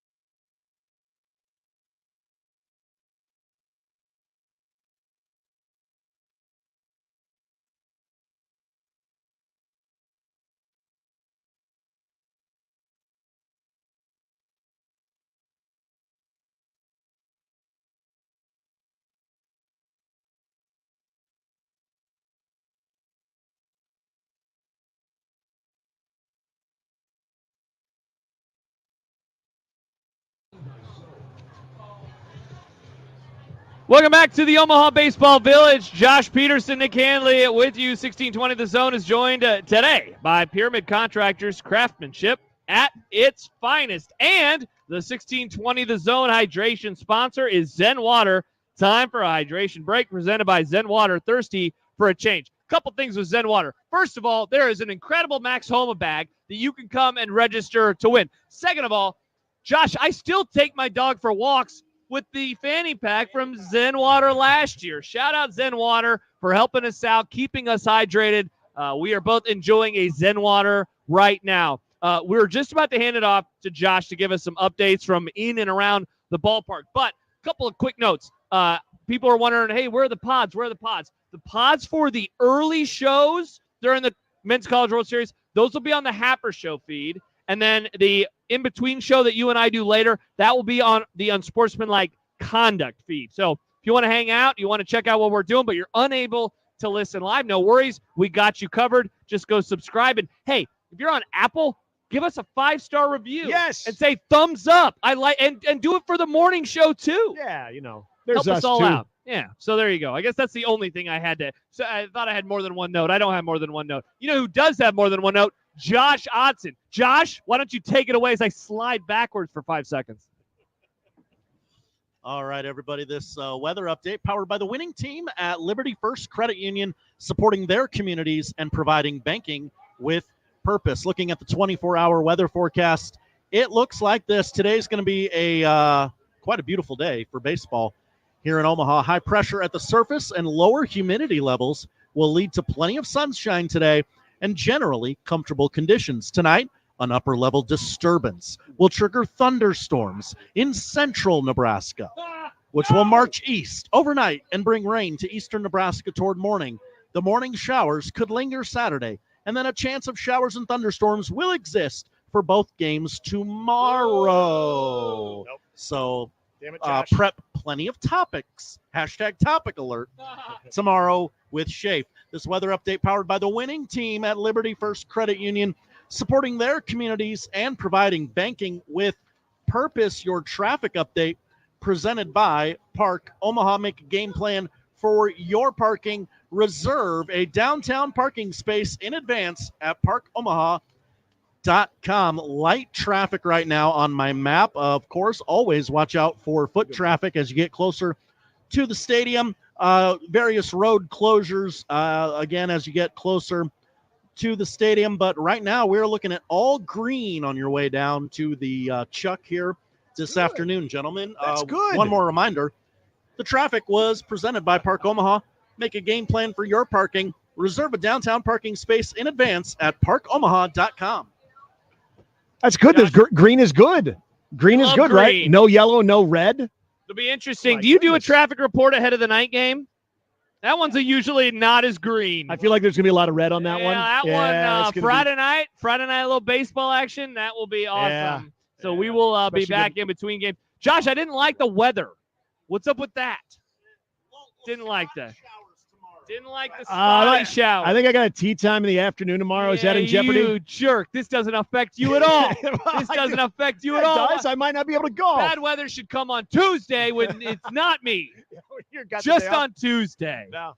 That's all right. Topics. All right, Nick. We have about 20 minutes left in the show today. What are you most excited to see here in Omaha over the next few weeks? 8 really good programs. Again, not the individual star power that we saw last year, but some really great players and some teams that it just seems like a more loaded field than normal around here at top to bottom. This sounds extremely cliche and vague, but I think everybody who's been following the postseason has been following college baseball this year.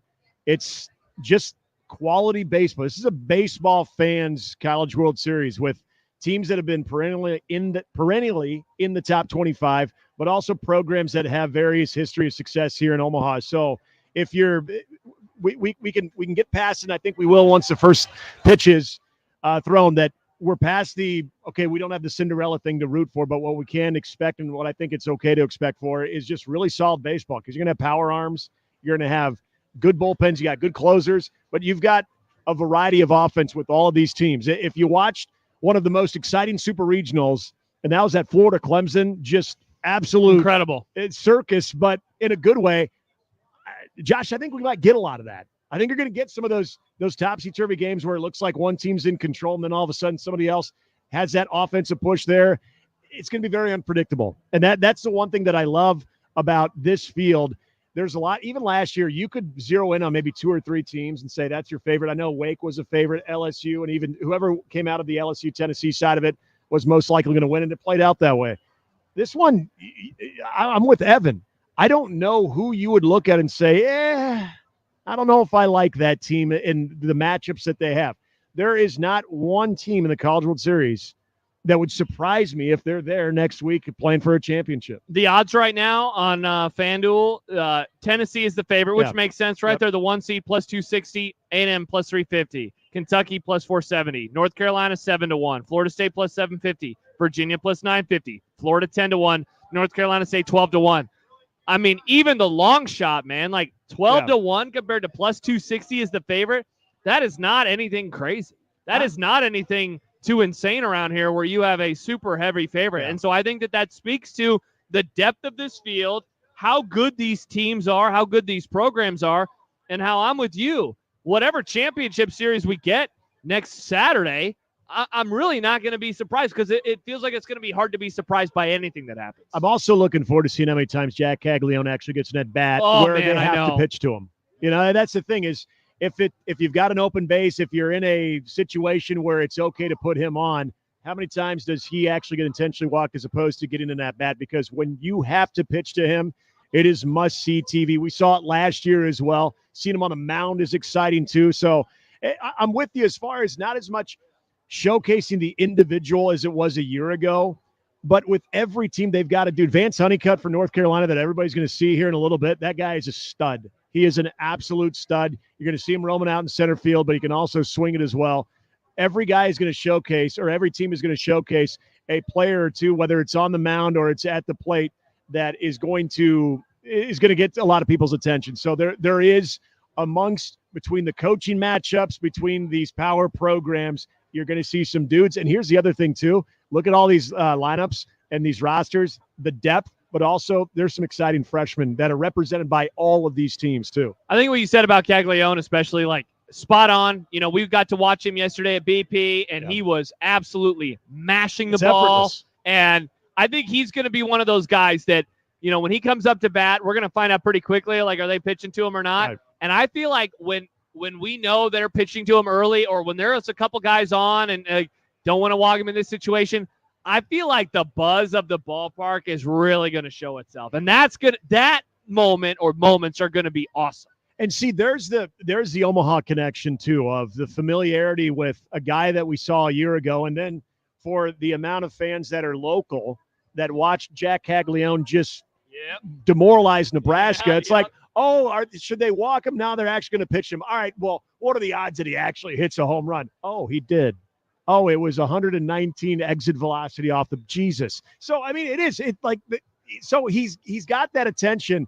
And I think, you know, in a weird way, I don't want to put this completely on a lot of Nebraska fans, but in a weird way, you're kind of rooting for Florida, because then you can take sauce. Hey, we lost. Our season was ended to the national champion. It wasn't anybody else we could have beat. We had, of course, get pitted against the national champion. We're back, baby. It's interesting around here. You pointed it out during one of the breaks. Like, can't really tell who has the majority of the fans. And look, it's Friday. Josh just had the traffic update. Not anything too crazy. And so maybe we'll get a better view of that tonight and certainly tomorrow for that first Saturday, Sunday for Father's Day. Maybe get a better view of that. But, you know, I've been wondering all week long, who's that team? Everyone says it's going to be Kentucky that gets a lot of the fanfare. First ever College World Series. Makes sense to me, but I'm curious if that's going to show itself. And if this might just be one of those where maybe there's a team that captures the imagination and kind of rides that wave. Oh, we saw some Tennessee fans. I just saw some Virginia fans walk by, but hell, I've seen some Oregon State fans, and nobody, if somebody forgot to tell them that they didn't make it, you know, you're going to see LSU fans here, even though LSU's not here.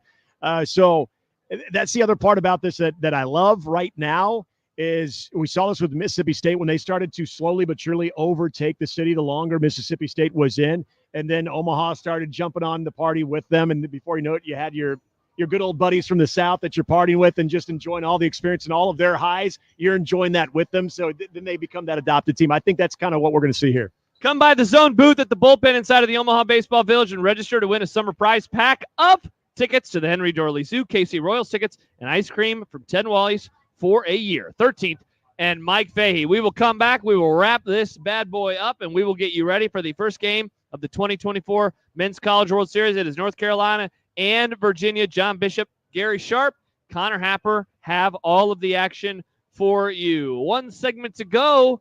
Back after this on 1620 The Zone.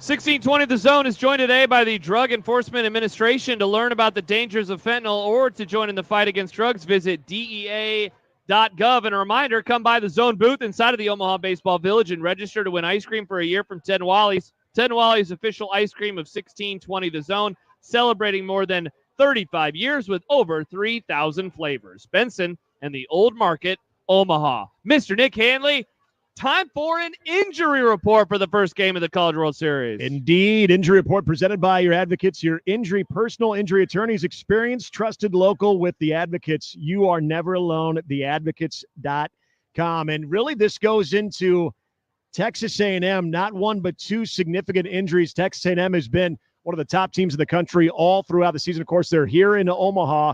And many people know about the devastating injury, a clean break of the ankle to Braden Montgomery in that Super Regional against Oregon. He's obviously not going to be in action, but also Shane Sadeo, chances are he will also not be playing. He missed his start, actually left his start early in that Super Regional. Sadeo did with elbow discomfort, and it is highly unlikely that he will be seen at least early on in the College World Series.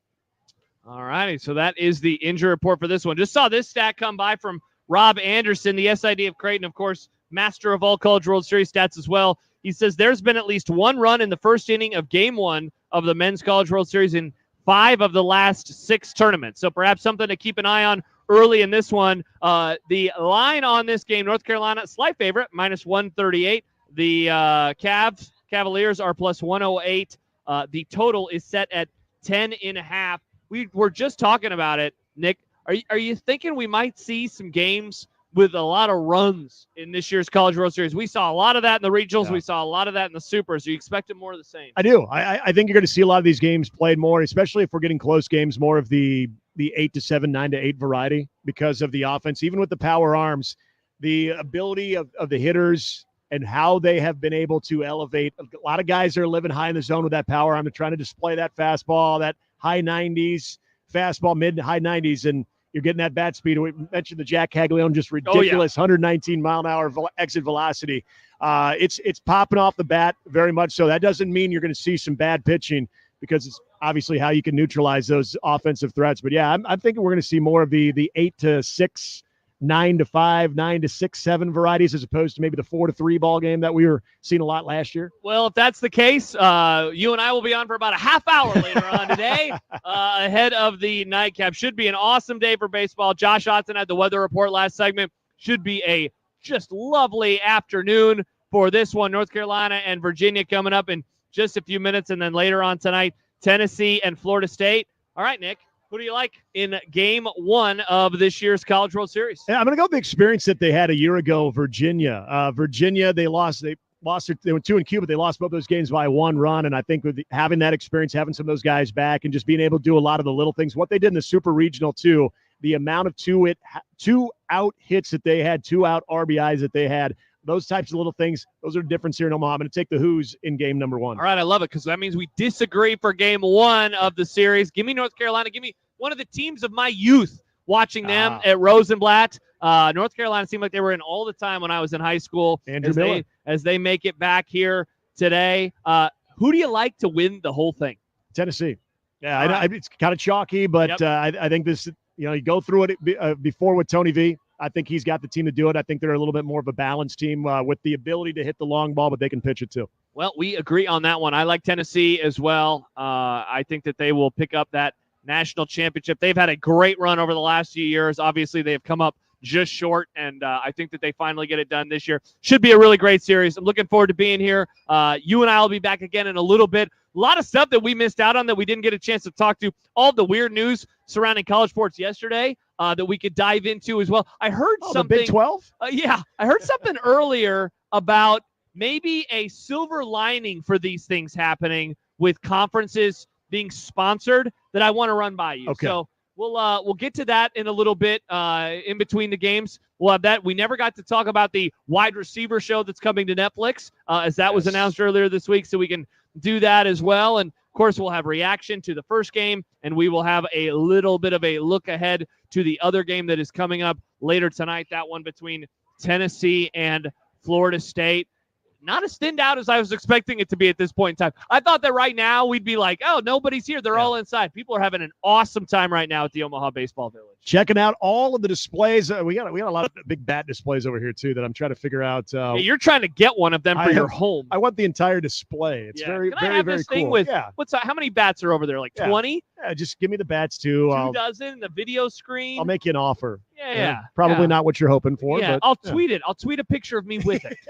That's my how it works. I'm an influencer. That's how we get stuff. I'm right? an influencer. That's how it works. All right, stay tuned. It is North Carolina. It is Virginia. It is game 1 of the 2024 Men's College World Series. John Bishop, Gary Sharp will be up in the booth. Connor Happer will be down on the field. Looking forward to hearing these three together once again. The sounds of summer as the 2024 Men's College World Series begins. Thanks to Josh Otson, Jimmy Chavez back in the studio. For Nick Handley, I'm Josh Peterson. Enjoy the baseball today. We'll be back in a little bit here on 1620 The Zone.